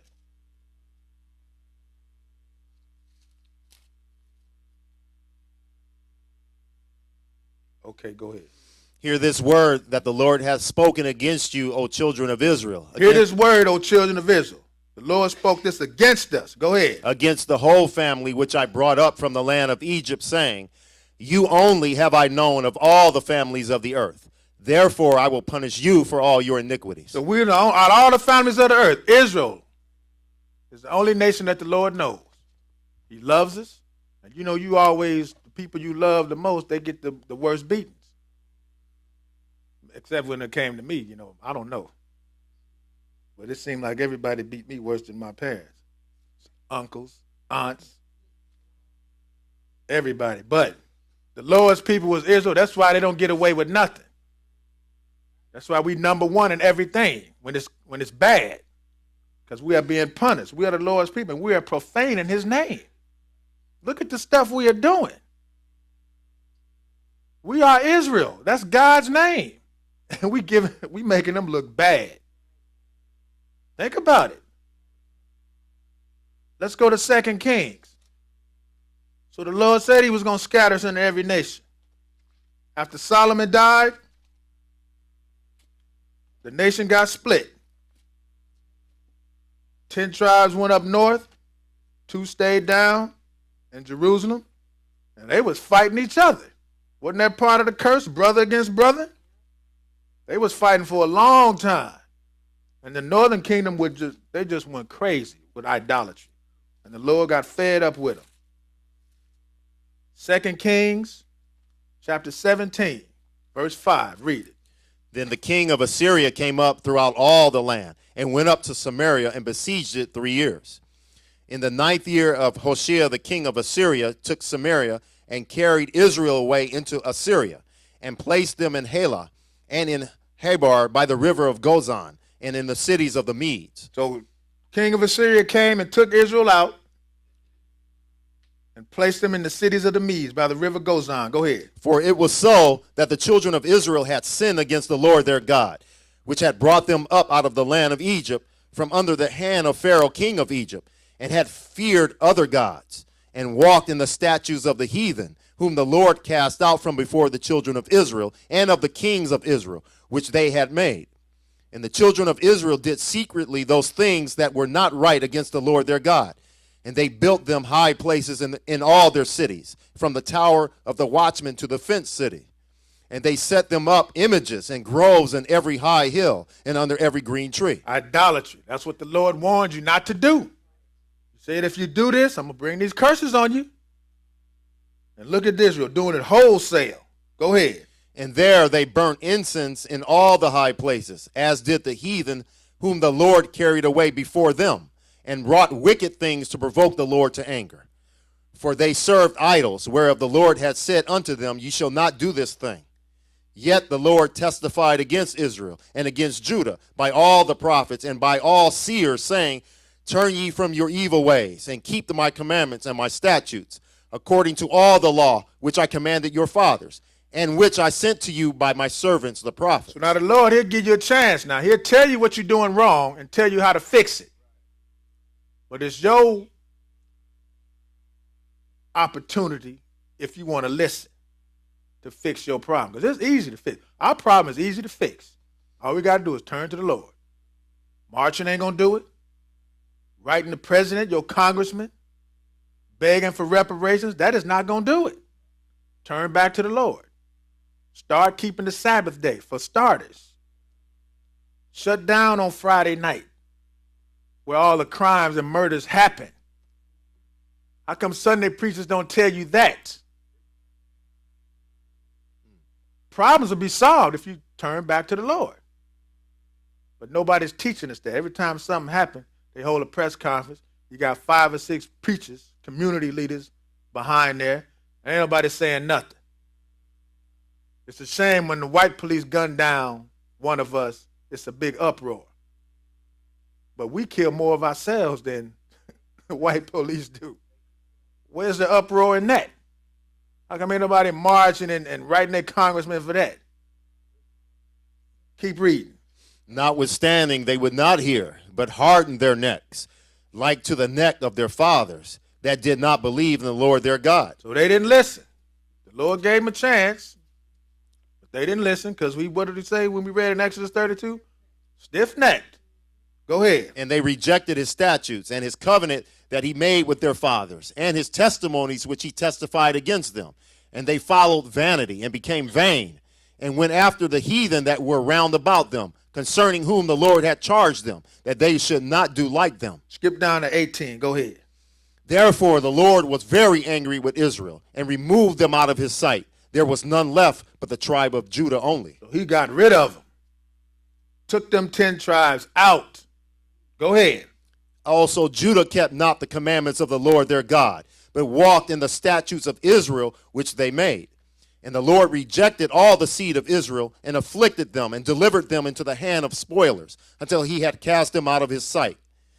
For he rent Israel from the house of David, and they made Jeroboam the son of Nebat king. And Jeroboam drave Israel from following the Lord, and made them sin in a great sin. For the children of Israel walked in all the sins of Jeroboam, which he did. They departed not from them. Now Jeroboam was a good guy till he became king. Because the Bible says he was a man of valor, a valiant man. And then he became king and just went crazy. Started doing idolatry, which is what the Lord hates. Verse 23, read it. Until the Lord removed Israel out of his sight, as he had said by all his servants the prophets. So was Israel carried away of their own land to Assyria unto this day. So Israel was taken out by the Assyrians. Let's go read that. It's in the handout. Some of y'all got it, some of you don't. We like to back things up with history here. The Bible ain't no fairy tale. This is the real deal right here. This is Atlas of the Bible, page 138. Just read that right there. If the Assyrian soldiers had little trouble getting to Samaria, they found this city on its solitary hill exceeding difficult to take. Right? The siege lasted 3 years, one of the longest recorded sieges in antiquity. And though Shalmaneser died and was replaced by Sargon II, the change in monarchs made little difference to Israel. During the siege, suffering increased daily, and desperation mounted by the hour, until the Assyrians finally breached the walls and took the city. The year was 721. After 2 centuries, the northern kingdom of Israel had come to an end. So that was it. The Assyrians took them out. And when the Assyrians take you out of your land, they bring somebody else in there. That's what we read in John 4 about this woman of Samaria who thought she was an Israelite, but she wasn't. She just happened to be placed there by the Assyrians. And if you live in somewhere so long, all of a sudden you think you are the people, but you're not. And Israel knew it. Let's go to Jeremiah 21. So the 10 tribes is gone because of their idolatry. Like the Lord said, you're going to be removed. I'm going to come and get your king, and I'm going to scatter everybody else. Jeremiah 21. We're going to get through this, y'all. We're going to get through this. It's almost a marathon. It ain't hit 3 hours yet. But that's all right. Jeremiah 21, and pick it up at verse 1. Go ahead. The word which came unto Jeremiah from the Lord, when King Zedekiah sent unto him Pashur the son of Melchiah, and Zephaniah the son of Maaseiah the priest, saying, Inquire, I pray thee, of the Lord for us. For Nebuchadnezzar, king of Babylon, maketh war against us. If so be that the Lord will deal with us according to all his wondrous works, that he may go up from us. So now they asking Jeremiah, look, Nebuchadnezzar coming down on us. So these are the last 3 tribes, Judah, Benjamin, and Levi. Now they clowning. So they asking Jeremiah, look, ask the Lord, man, this Nebuchadnezzar cat, he pretty rough, man. What's going to happen to us? Can we get some help? Verse 3, go ahead. Then said Jeremiah unto them, Thus shall ye say to Zedekiah. So this is what you tell Zedekiah. He was the king at the time. You tell him this. Go ahead. Thus said the Lord God of Israel, Behold, I will turn back the weapons of war that are in your hands, wherewith ye fight against the king of Babylon, and against the Chaldeans, which besiege you without the walls, and I will assemble them into the midst of the city. And I myself will fight against you with an outstretched hand, with a strong arm, even in anger and in fury, and in great wrath. So he tell him, look, the weapons y'all got, it ain't going to make no difference, because I'm going to be on Nebuchadnezzar's side. I'm fighting against y'all. So if I'm fighting against you, you going to lose. You don't have a chance. Go ahead. And I will smite the inhabitants of this city, both man and beast. They shall die of a great pestilence. And afterward, said the Lord, I will deliver Zedekiah, king of Judah, and his servants, and the people, and such as are left in this city from the pestilence, from the sword, from the famine, into the hand of Nebuchadnezzar, king of Babylon, and into the hand of their enemies, and into the hand of those that seek their life. And he shall smite them with the edge of the sword. He shall not spare them, neither have pity, nor have mercy. Now, I didn't even read this to the guy at work. There's so many places you can go to. But he was already spinning anyway, so I didn't want to knock him down too much. But go ahead, verse 8. And unto this people thou shalt say, Thus saith the Lord, Behold, I set before you the way of life and the way of death. He that abideth in this city shall die by the sword, and by the famine, and by the pestilence. But he that goeth out and falleth to the Chaldeans that besiege you, he shall live, and his life shall be unto him for a prey. For I have set my face against this city for evil and not for good, said the Lord. It shall be given into the hand of the king of Babylon, and he shall burn it with fire. Not the answer they was expecting. But because of their stiff-neckedness and idolatry, this is what they had coming. And this is recorded history too. Flip over to page 143 in the Atlas of the Bible and read that. Right there, read that. Jeremiah urged Zedekiah to surrender the city, but the king refused for fear he would be handed over to his Judahite enemies, who had already gone over to the Babylonians. In the summer of 587, the city's food supply ran out. About the same time, the Babylonians finally succeeded in breaching the walls. At night, Zedekiah and some of his men fled through the southeastern gate of the city towards Jericho, perhaps hoping to reach Ammon, which, unlike others in the abortive coalition, had remained faithful to its word to Zedekiah.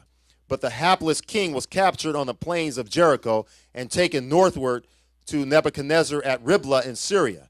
There, Zedekiah's sons were killed before his eyes.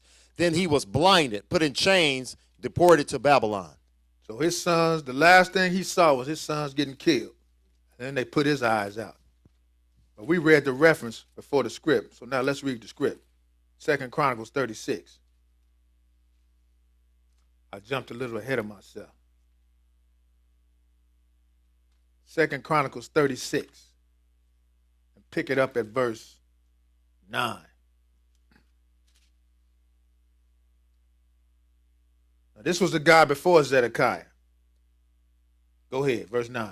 Jehoiachin was 8 years old when he began to reign, and he reigned 3 months and 10 days in Jerusalem. And he did that which was evil in the sight of the Lord. Now, this dude wasn't 8, he was 18. That's a typo. You can go to 2 Kings 24, and it'll tell you he was 18. Young guy. What's a young guy doing being king? You know he already wicked, but go ahead. And when the year was expired, King Nebuchadnezzar sent and brought him to Babylon with the goodly vessels of the house of the Lord, and made Zedekiah his brother king over Judah and Jerusalem. This is Zedekiah, the one we just read about in the Atlas of the Bible. And what did he do? Go ahead. Zedekiah was 120 years old when he began to reign, and reigned 11 years in Jerusalem. He was 21, just 3 years older than his brother. Go ahead. And he did that which was evil in the sight of the Lord his God, and humbled not himself before Jeremiah the prophet, speaking from the mouth of the Lord. And he also rebelled against King Nebuchadnezzar, who had made him swear by God. But he stiffened his neck and hardened his heart from turning unto the Lord God of Israel. That's Israel. You know that, right? Stiff neck. That's what we read. Go ahead. Moreover, all the chief of the priests and the people transgressed very much after all the abominations of the heathen, and polluted the house of the Lord which he had hallowed in Jerusalem. And the Lord God of their fathers sent to them by his messengers, rising up betimes and sending, because he had compassion on his people and on his dwelling place. But they mocked the messengers of God and despised his words and misused his prophets, until the wrath of the Lord arose against his people, till there was no remedy. Just to show you, they didn't have no respect for the temple that Solomon built. None. They were setting up images up in there. That's crazy. But that's your people. That's like putting up a tree, a Christmas tree up in here. That's crazy. But that's the mentality that's how far they had gone. To the point they didn't care nothing about the house of the Lord. Go ahead. Therefore he brought upon them the king of the Chaldees, who slew their young men with the sword in the house of their sanctuary. And he had no compassion upon young man or maiden, old man, or him that stooped for age. He gave them all into his hand. Just like Jeremiah told them. They even tried to hide in the sanctuary, in the house of the Lord. Look, Nebuchadnezzar came in there and got them too. Killed them up in there. Go ahead. And all the vessels of the house of God, great and small, and the treasures of the house of the Lord, and the treasures of the king and of the princes, all these he brought to Babylon. And they burnt the house of God, and brake down the wall of Jerusalem, and burnt all the palaces thereof with fire, and destroyed all the goodly vessels thereof.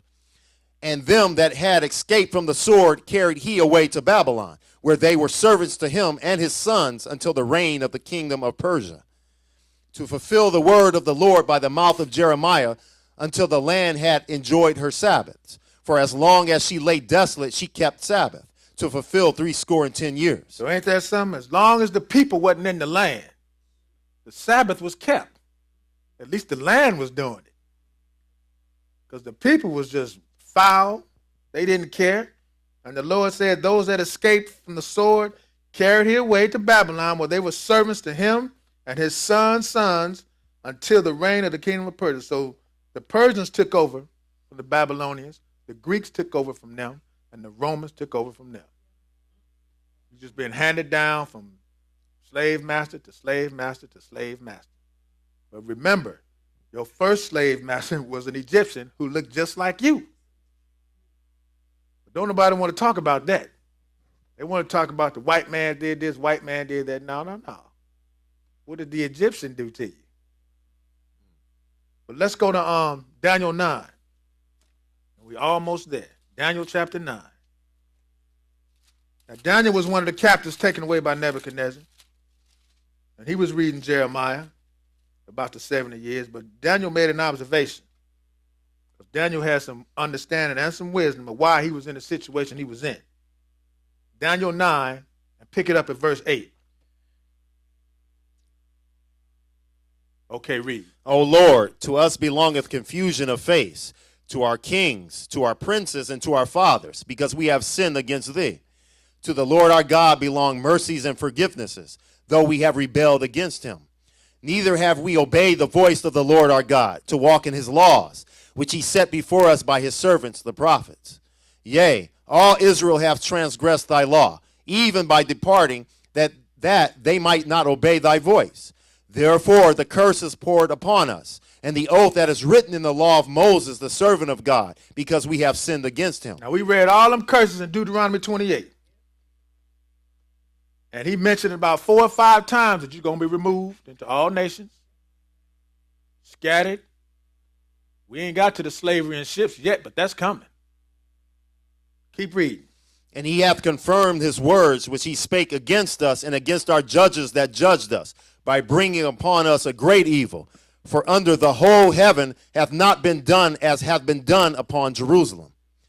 As it is written in the law of Moses, all this evil is come upon us. Yet made we not our prayer before the Lord our God, that we might turn from our iniquities and understand thy truth. So that's the remedy right there. You see why things are happening to you, and the remedy is to do what? Turn back to the Lord. Turn back to the Lord. Go ahead. Therefore hath the Lord watched upon the evil and brought it upon us. For the Lord our God is righteous in all his works, which he doeth, for we obeyed not his voice. And this was the head spinner for this guy right here. I read this to him, and he was like, okay, I give. He finally got it, huh? Let's go to Luke chapter 19. Let's fast forward now. Because now we're in the Roman Empire times now. Because they done took over from the Greeks, who took over the Persians, who took over the Babylonians. Now let's fast forward. So Daniel understood that the curse that's written in the law of Moses is poured upon this people. And it didn't stop there. Even though they went back into the land, built a temple, you know, they were still clowning. But let's see the observation Jesus made, because it's not over. Luke chapter 19, and pick it up at verse 41. Everybody living good, you know, the Romans letting them do what they're going to do religious-wise, you know, just pay your taxes, keep your mouth shut, you know. You can worship what you want, but, you know, don't get involved in this political stuff. Just give them my taxes. They had a little religious freedom. But let's see what Jesus said. Luke 19, verse 41. Go ahead. And when he was come near, he beheld the city and wept over it, saying, if thou hadst known, even thou, at least in this thy day, the things which belong unto thy peace. But now they are hid from thine eyes. For the day shall come upon thee, that thine enemies shall cast a trench about thee, and compass thee round, and keep thee in on every side, and shall lay thee even with the ground, and thy children within thee. And they shall not leave in thee one stone upon another, because thou knewest not the time of thy visitation. So now Jesus is telling them, look, this city about to be destroyed. Your enemy's going to dig a trench about you, cast a trench, compass thee round about, and keep thee in on every side. You are not escaping. And we're going to show you what happens to the ones who try to escape. Flip over to Luke 21. Luke 21. And start at verse 5. 21 and 5. Go ahead. And as some spake of the temple, how it was adorned with goodly stones and gifts, he said, as for these things which ye behold, the days will come, in the which there shall not be left one stone upon another, that shall not be thrown down. So they was looking at the temple and see how good it was looking, and Jesus said, this place is going to be gone. Somebody going to come through here and tear this place up. Skip down to verse 20 and read it. And when ye shall see Jerusalem compassed with armies, then know that the desolation thereof is nigh. Then let them which are in Judea flee to the mountains, and let them which are in the midst of it depart out, and let not them that are in the countries enter thereinto. So when you see these armies, do not go into Jerusalem, run. And if you in there, you ain't getting out. Go ahead. For these be the days of vengeance, that all things which are written may be fulfilled. But woe unto them that are with child, and to them that give suck in those days. For there shall be great distress in the land, and wrath upon this people. And they shall fall by the edge of the sword, and shall be led away captive into all nations. And Jerusalem shall be trodden down of the Gentiles, until the time of the Gentiles be fulfilled. So when you see all this happening, the books say they're going to fall by the edge of the sword, and they shall be led away captive into what? All nations. And Jerusalem shall be trodden down of the Gentiles, who are the descendants of Japheth, which we read. until the times of the Gentiles be fulfilled. And we are living in the times of the Gentiles now because the Gentiles run it. They run everything. All of it. They can keep Ishmael in check too. He raising a little Cain right now, but hey, if they really want to do something to him, they can do it. But let's go look at this in history. Go to what page is that? 200, I think it is. It's in the Atlas of the Bible. It's in the handout too, if you got it. It's either 200 or 201, one of them. Right here, man. Read, let's see. Y'all may have the last portion of it. Read that, and then that. And then y'all have the last portion. This first part y'all don't have. Yeah. The overthrow and suicide of the Emperor Nero brought operations in Judea to a temporary halt as Vespasian prudently withdrew to test the imperial winds. Now, this is the prophecy Jesus was talking about. This happened in 70 AD. Okay, go ahead. Eventually, he himself was declared emperor. Sailing for Rome in the spring of 70, he left his capable son, Titus, in charge of the campaign against Jerusalem. From Caesarea, Titus marched rapidly southeastward with 2 legions and camped before the walls of Jerusalem. The walls enclosing the temple and the upper and lower cities were the most formidable barrier of all. Postponing an all-out assault, Titus turned to starvation tactics. A certain amount of food had been smuggled into the city almost nightly during the siege. But now the Romans sealed off Jerusalem completely with a wall of their own, made of earth and some 5 miles in circumference. That's what Jesus told them was going to happen, right? We read that. Go ahead. From the outset of the siege, those attempting to get through the encircling lines had been caught and crucified. So the ones that tried to get out, they caught them, crucified them. Jesus wasn't the only one that was crucified now. Go ahead. Sometimes the daily executions reached 500. 500 people a day. 500 a day. Go ahead. The crosses were never bare. Inside the city, starvation and disease claimed a mounting toll. Bodies filled the streets and were stacked in houses. Thousands of corpses were thrown from the walls into the valleys below. Titus now focused his attention on the Antonia, the great fortress Herod had built next to the temple. The rams pounded away until on July 24, Roman troops broke through, driving their foes before them in close fighting. So you see, battering rams ain't nothing new when it comes to Israel. They was doing it back then. And we see they was doing it now. This modern age now. Who do they go to in the hood? The battering ram was there. Y'all seen it out here in L.A. Don't act like you didn't. Go ahead.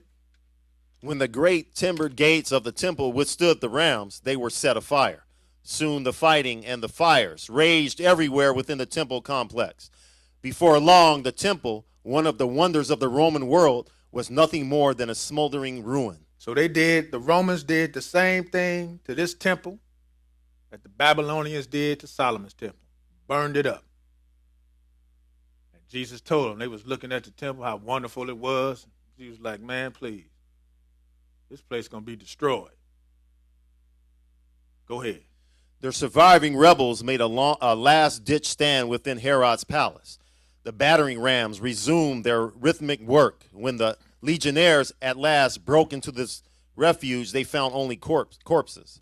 Dead bodies. That's it. They starved them. Go ahead. Herod's palace and the rest of the upper city were put to the torch. Jerusalem was a city of the dead. Jerusalem was a city of the dead. Just like Jesus told them. One more place, last 2 million years. So remember, he said Jerusalem's going to be trodden down. They're going to be led away captive into all nations. We got to see how they got there. Yeah, read that. Faith survives the dispersion. The crucifixion of Jesus about AD 30 did not end Jewish resistance to the Roman occupation.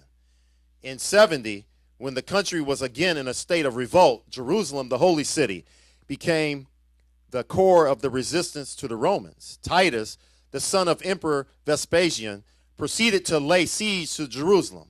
The city fell, and the inhabitants were enslaved in their thousands and dispersed throughout the Mediterranean world. So the city fell, and the inhabitants were what? Enslaved or led away captive. Go ahead. This was the first dispersion, and worse was to follow. This was the first one when they destroyed it in 70 AD, and the worst was to follow. And the worst came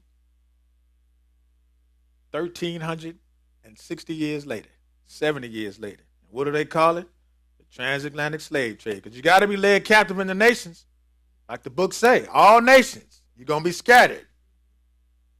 You got to get there somehow. And how did you get there? On a ship. Let's read this. This ain't in y'all's handout. I couldn't put it all in there. But let's read this. Just a little bit, and then we're going to get back to the book. This is a book called Jubilee, The Emergence of African American Cultures. Funny how National Geographic named this Jubilee. Because Jubilee is when the Lord is going to come back and everybody going back home to their own land. And where's the African American going? Back to his homeland too, that the Lord promised to Abraham. And that's over there where the so-called Jew and the Ishmaelite is fighting over your land. Go ahead and read. Between 1500 and the 1870s, millions of Africans were captured and enslaved on the African continent and transported across the Atlantic Ocean to the Americas, where they became the dominant workforce in Euro-American colonial economics. Now, y'all got it on the map. I got a map in that handout if you can see it. Not only did they come to the Americas, but remember, you got the arrows going back up into Europe too now. Don't forget that. I like to ask these brothers who think all 12 tribes is over here, where are these over here in Europe? Because some slaves went over there too. What tribe is that? But go ahead. Slavery as a system of labor organization and exploitation had developed in antiquity. Ancient Egypt, Greece, and Rome, ancient China, as well as the Inca and Aztec cultures of the pre-colonial Americas were all slave societies. Slavery on the rest of the African continent dated back to ancient times as well and was still a part of the social structure of most African societies when the Europeans came. Okay, one more spot. Flip over to here. Read that. Just read it. Africa, the Long March. European political, commercial, and business interests organized and managed the European and American dimensions of the slave trade. Slave ships were manufactured and fitted out in European and American ports. So they built special ships, slave ships. These wasn't regular ships. These were built just to house slavery, for slaves. Go ahead. These ships, manned by European and American captains and crews, transported enslaved Africans from Africa to the Americas. European and American finance capital paid for the ships, the slave cargo, and the cost of transport. European and American traders sold the slave cargo in the Americas and employed them as slave laborers in plantation, mining, and other economics. So we read that, Deuteronomy 28:68. You're going to be sold as bondmen and bondwomen. Go ahead. European and American companies transformed slave-produced agricultural products into manufactured goods to be sold as consumer goods in Europe or traded in Africa for slaves. Urban and national European economies were organized around the slave trade. So that was you were reduced to merchandise. They didn't trade people for people. They came in with some rice cakes and said, give me some slaves. Or whatever they was, molasses, maple syrup, right? The stuff you put on pancakes. They gave it to Ham, and he gave you to the Gentile. You were reduced to syrup. Go ahead. They were controlled by Europeans, as were the plantation economies organized by European colonials and American colonists. The one sector of the trade that the Europeans never gained control of was the procurement of enslaved African labor on the African continent. Okay, that's good. So if you look at the map again, only 500,000 slaves made it to the American coast. United States of America. The rest of them, if you look, they all ended up in Brazil, South America, Central America, and the islands. They there. But who's the poster child for Brazil? Tom Brady's wife. What is that? Brazil looks like Detroit, if you ever been there. That's how many of us are there. But it's on the map. But don't nobody tell you that. But it's here. And we got there by ships. So Israel is down in South America. Israel is in Australia. Israel is all throughout the European continent. But don't nobody tell you that. We got tunnel vision over here. We think we was the only ones treated bad by the Gentiles. Look at the world news. Israel is there, everywhere, under the curse. You finished that? That's good. Let's get back to the book now, so we can wrap this up. Deuteronomy 32. Deuteronomy 32. Pick it up at verse 6. 26, I'm sorry. Deuteronomy 32, one verse, 26. Go ahead. I said I would scatter them into corners. I would make the remembrance of them to cease from among men. Now this is the Lord saying it. He said, I'm going to scatter you into corners, and I'm going to make the remembrance of you to cease from among men. That means you don't know who you are, and they don't know who you are. That's why they keep naming you all these different names. But now Israel is waking up. We are waking up, and then believe me, there are some people out there who know who we are. But they're keeping a hush on it. That Pope walking around, he know who we are. Guaranteed. But he don't want to go down, he don't want to open up them archives down there.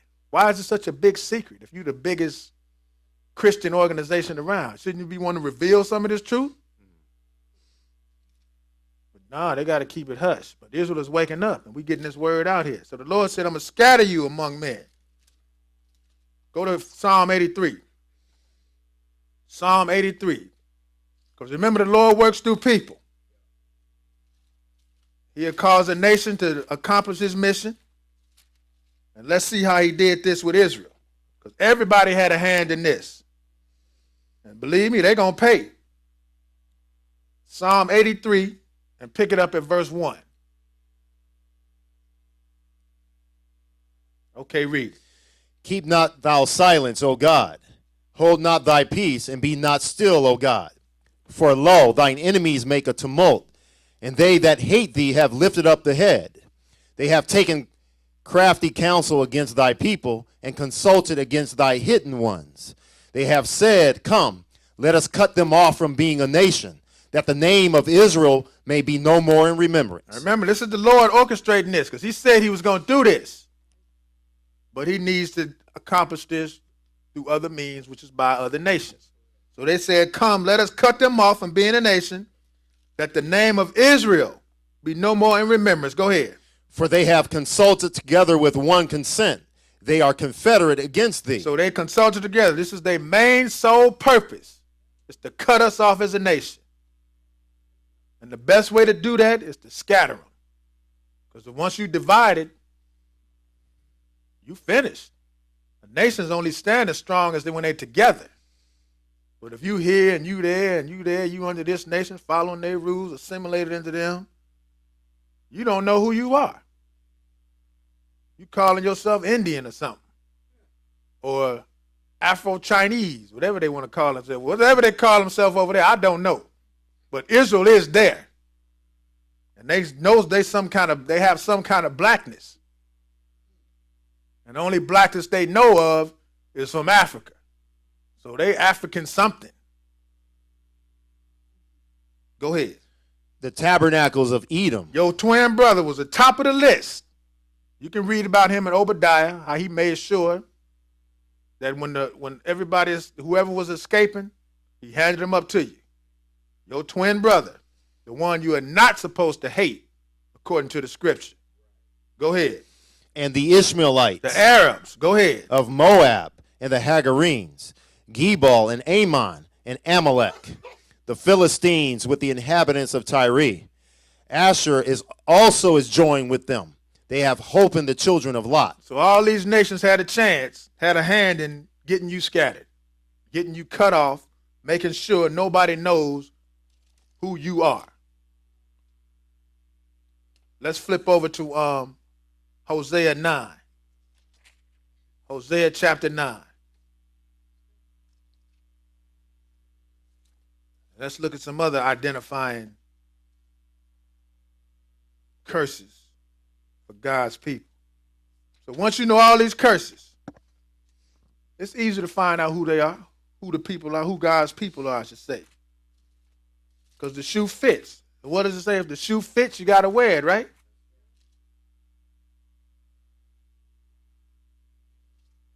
This is a perfect destruction of a people. That's why the government can't save us. This is God doing this. And everybody's playing their part.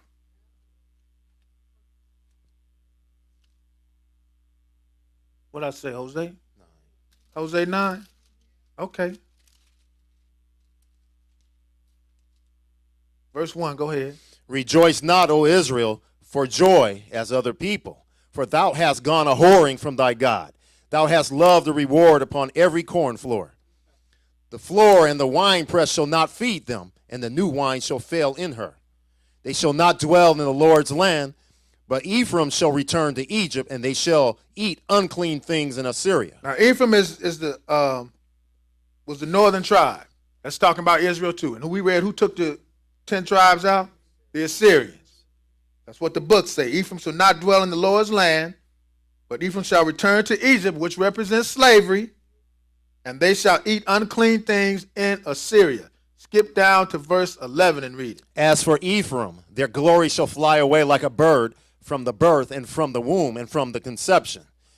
Though they bring up their children, yet will I bereave them, that there shall not be a man left. Yea, woe also to them when I depart from them. So look at the Lord. Look at what he's doing to our kids. This is coming from the Lord now.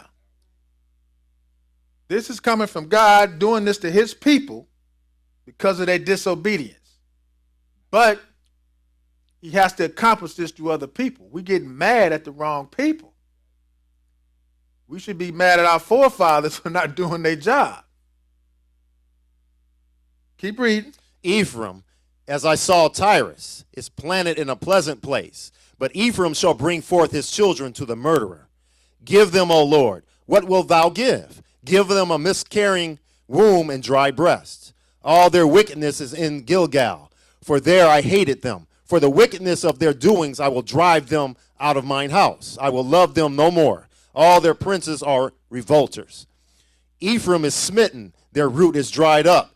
They shall bear no fruit. Yea, though they bring forth, yet will I slay even the beloved fruit of their womb. My God will cast them away, because they did not hearken unto him, and they shall be wanderers among the nations. So look what the Lord is doing to Israel. These are his people now that he chose. And this is only happening to one nation of people. Everybody can't lay claim to this. I don't care how bad it was for the so-called Jew in this Holocaust thing. You cannot lay claim to this right here. Being oppressed always. Kids being murdered in the street. Not only by your own brother, but by other nations too. Let's go to Isaiah 42. Isaiah 42. Pick it up at verse 22. Here's another sign of God's people.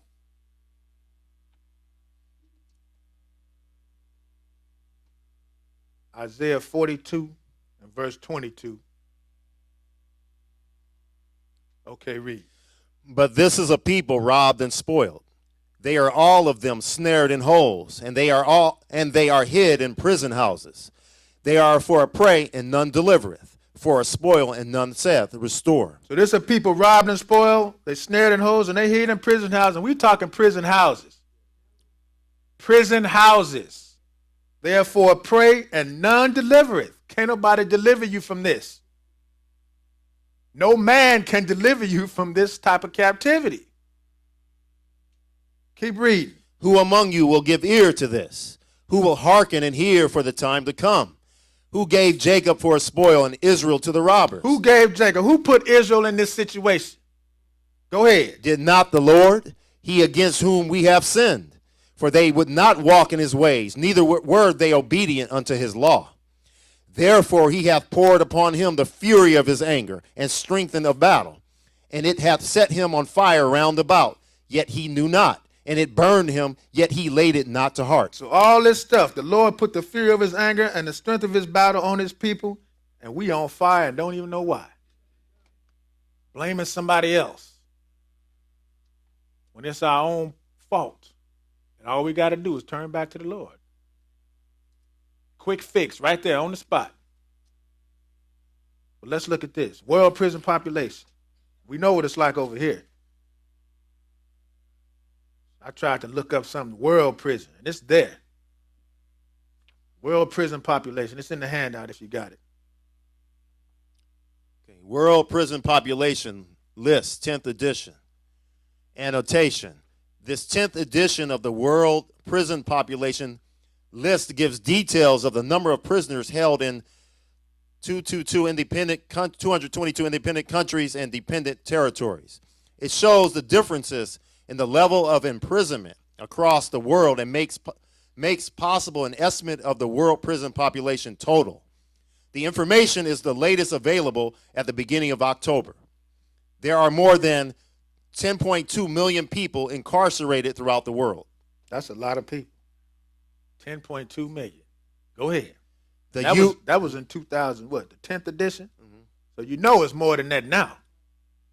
Because I was looking at the stats how throughout the years, prison population increased and got more and more and more. Go ahead. The U.S. has the highest prison population rate in the world. The U.S. got the highest prison population rate in the world. Right here. And who's locked up? Israel. So anybody that's coming behind us, who's locked up? Israel. Go ahead. In the world being 716 per 100,000 of its total population. It is followed by St. Kitts and Nevis. And those are Caribbean islands, you know, islands. 714, Seychelles, 709, and the U.S. Virgin Islands, 539. U.S. Virgin Islands, another slave camp. Go ahead. The Russian Federation is 10th at 475 per 100,000. Now, don't get confused. Now, Russia's a big country, and Black Russian is not a drink. It's an Israelite that's locked up. Go ahead. 54% of countries and territories have rates lower than 150 per 100,000. 5 tables follow a list of key points from this world population list. Each table shows countries divided into subgroups, prison population total, dates of recorded figure, estimated national population, prison population rate, and source of prison population total. The 5 tables are Africa, Northern, Western, Central, Eastern, and Southern America. You don't worry about it because most of them is black over there anyway, so you know what the population going to be. Israel going to be up in there because Israel is amongst the African nations too now. Don't forget. We are there too. And I guarantee you a majority of us is locked up amongst them Hamites. Go ahead. Americas, North, Caribbean, and South. Asia, Western, Central, South Central, Southeastern, and Eastern. Europe, Northern, Southern, Western, and Europe/Asia, and Central and Eastern, and Oceania. So that's good on that. You can get the figures, you know, while y'all doing, you know, your little Facebook thing. Look up some of this stuff. Now let's get back to the book. Deuteronomy 30, and I got 3 more places, and we out of here. Deuteronomy 30. Now, I know this all looks bleak. No hope. No light at the end of the tunnel. But the Lord made a promise to Abraham. But we have to live out these curses until the Lord brings us back. Because he's the one that put us in this situation, and he's the only one that's going to deliver us. We're going to read that. Deuteronomy 30 and verse 1. Go ahead. And it shall come to pass, when all these things are come upon thee, the blessing and the curse. When all these things, the blessings, We had for a hot second. Because remember, all this stuff got to come to pass. Nothing's going to get skipped. Ain't nothing getting skipped over. You got the blessing for a minute. Now you got these curses. Go ahead. The blessing and the curse, which I have set before thee, and thou shalt call them to mind among all the nations, whither the Lord thy God had driven thee, and shall return unto the Lord thy God, and shall obey his voice, according to all that I command thee this day, thou and thy children, with all thine heart and with all thy soul. That then the Lord thy God will turn thy captivity, and have compassion upon thee, and will return and gather thee from all the nations whither the Lord thy God hath scattered thee. If any of thine be driven out unto the outmost parts of heaven, from thence will the Lord thy God gather thee, and from thence will he fetch thee. So now you got to call to mind wherever nation you held captive in. Remember the Lord. Turn from your foolishness and start keeping the law, statutes, and commandments. So when the Lord comes back, he can get you. He will get you and bring you back. I don't care where you scattered. You can be driven out from the uttermost parts of heaven. From thence will the Lord gather thee, and from thence he will fetch thee. Go ahead. And the Lord thy God will bring thee into the land which thy fathers possessed, and thou shalt possess it. And he will do thee good, and multiply thee above thy fathers. And the Lord thy God will circumcise thine heart, and the heart of thy seed, to love the Lord thy God with all thine heart and with all thy soul, that thou mayest live. So you won't be stiff-necked no more. You're going to circumcise your heart and the heart of your kids to love the Lord thy God with all thine heart, with all your soul, that you may do what? Live. Go ahead. And the Lord thy God will put all these curses upon thine enemies, and on them that hate thee, which persecuted thee. So all the curses that the Lord put on you, he's going to put them on the people who had a hand in bringing this destruction upon you. Because you're going to have to pay for doing something to God's people, even though he's allowing you to do it. I mean, come on now. You just can't gun somebody down the street and not get away with it. You're going to pay. All these nations are going to pay. But the Lord is going to take care of them. It's not our job to do it. The Lord is the one that's doing the battling. Go ahead. And thou shalt return and obey the voice of the Lord, and do all his commandments which I command thee this day. And the Lord thy God will make thee plenteous in every work of thine hand, in the fruit of thy body, and in the fruit of thy cattle, and in the fruit of thy land, for good. For the Lord will again rejoice over thee for good, as he rejoiced over thy fathers. So he said he's going to do it again, because remember, he did it once before.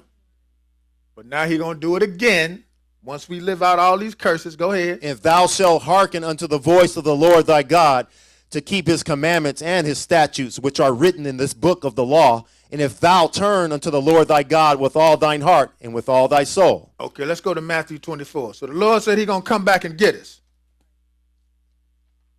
And he coming back. He's going to get his people. Matthew 24. The same Jesus that told you you was going to be led captive into all nations is the one that's going to come back and get you.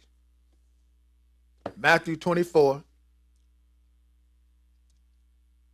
But you got to live it out, though.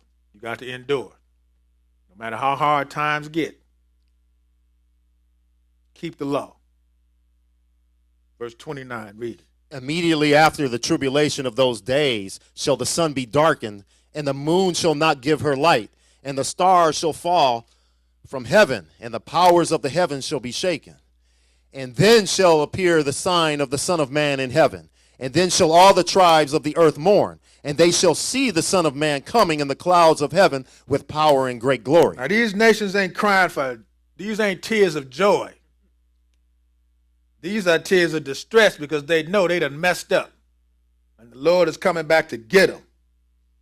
Go ahead. And he shall send his angels with a great sound of a trumpet, and they shall gather together his elect from the four winds, from one end of heaven to the other. So he's going to send his angels with the sound of a great trumpet to gather his elect, which is Israel, from the four winds, from one end of heaven to the other. North, south, east, west. He's coming to get you. You will be got and brought back to the land by way of the wilderness, which is another lesson. But go to Isaiah 41. We're going to wrap it up now. Isaiah 41.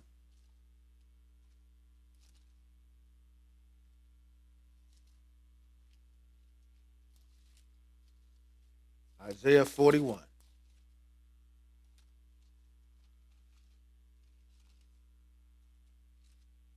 Pick it up at verse 8.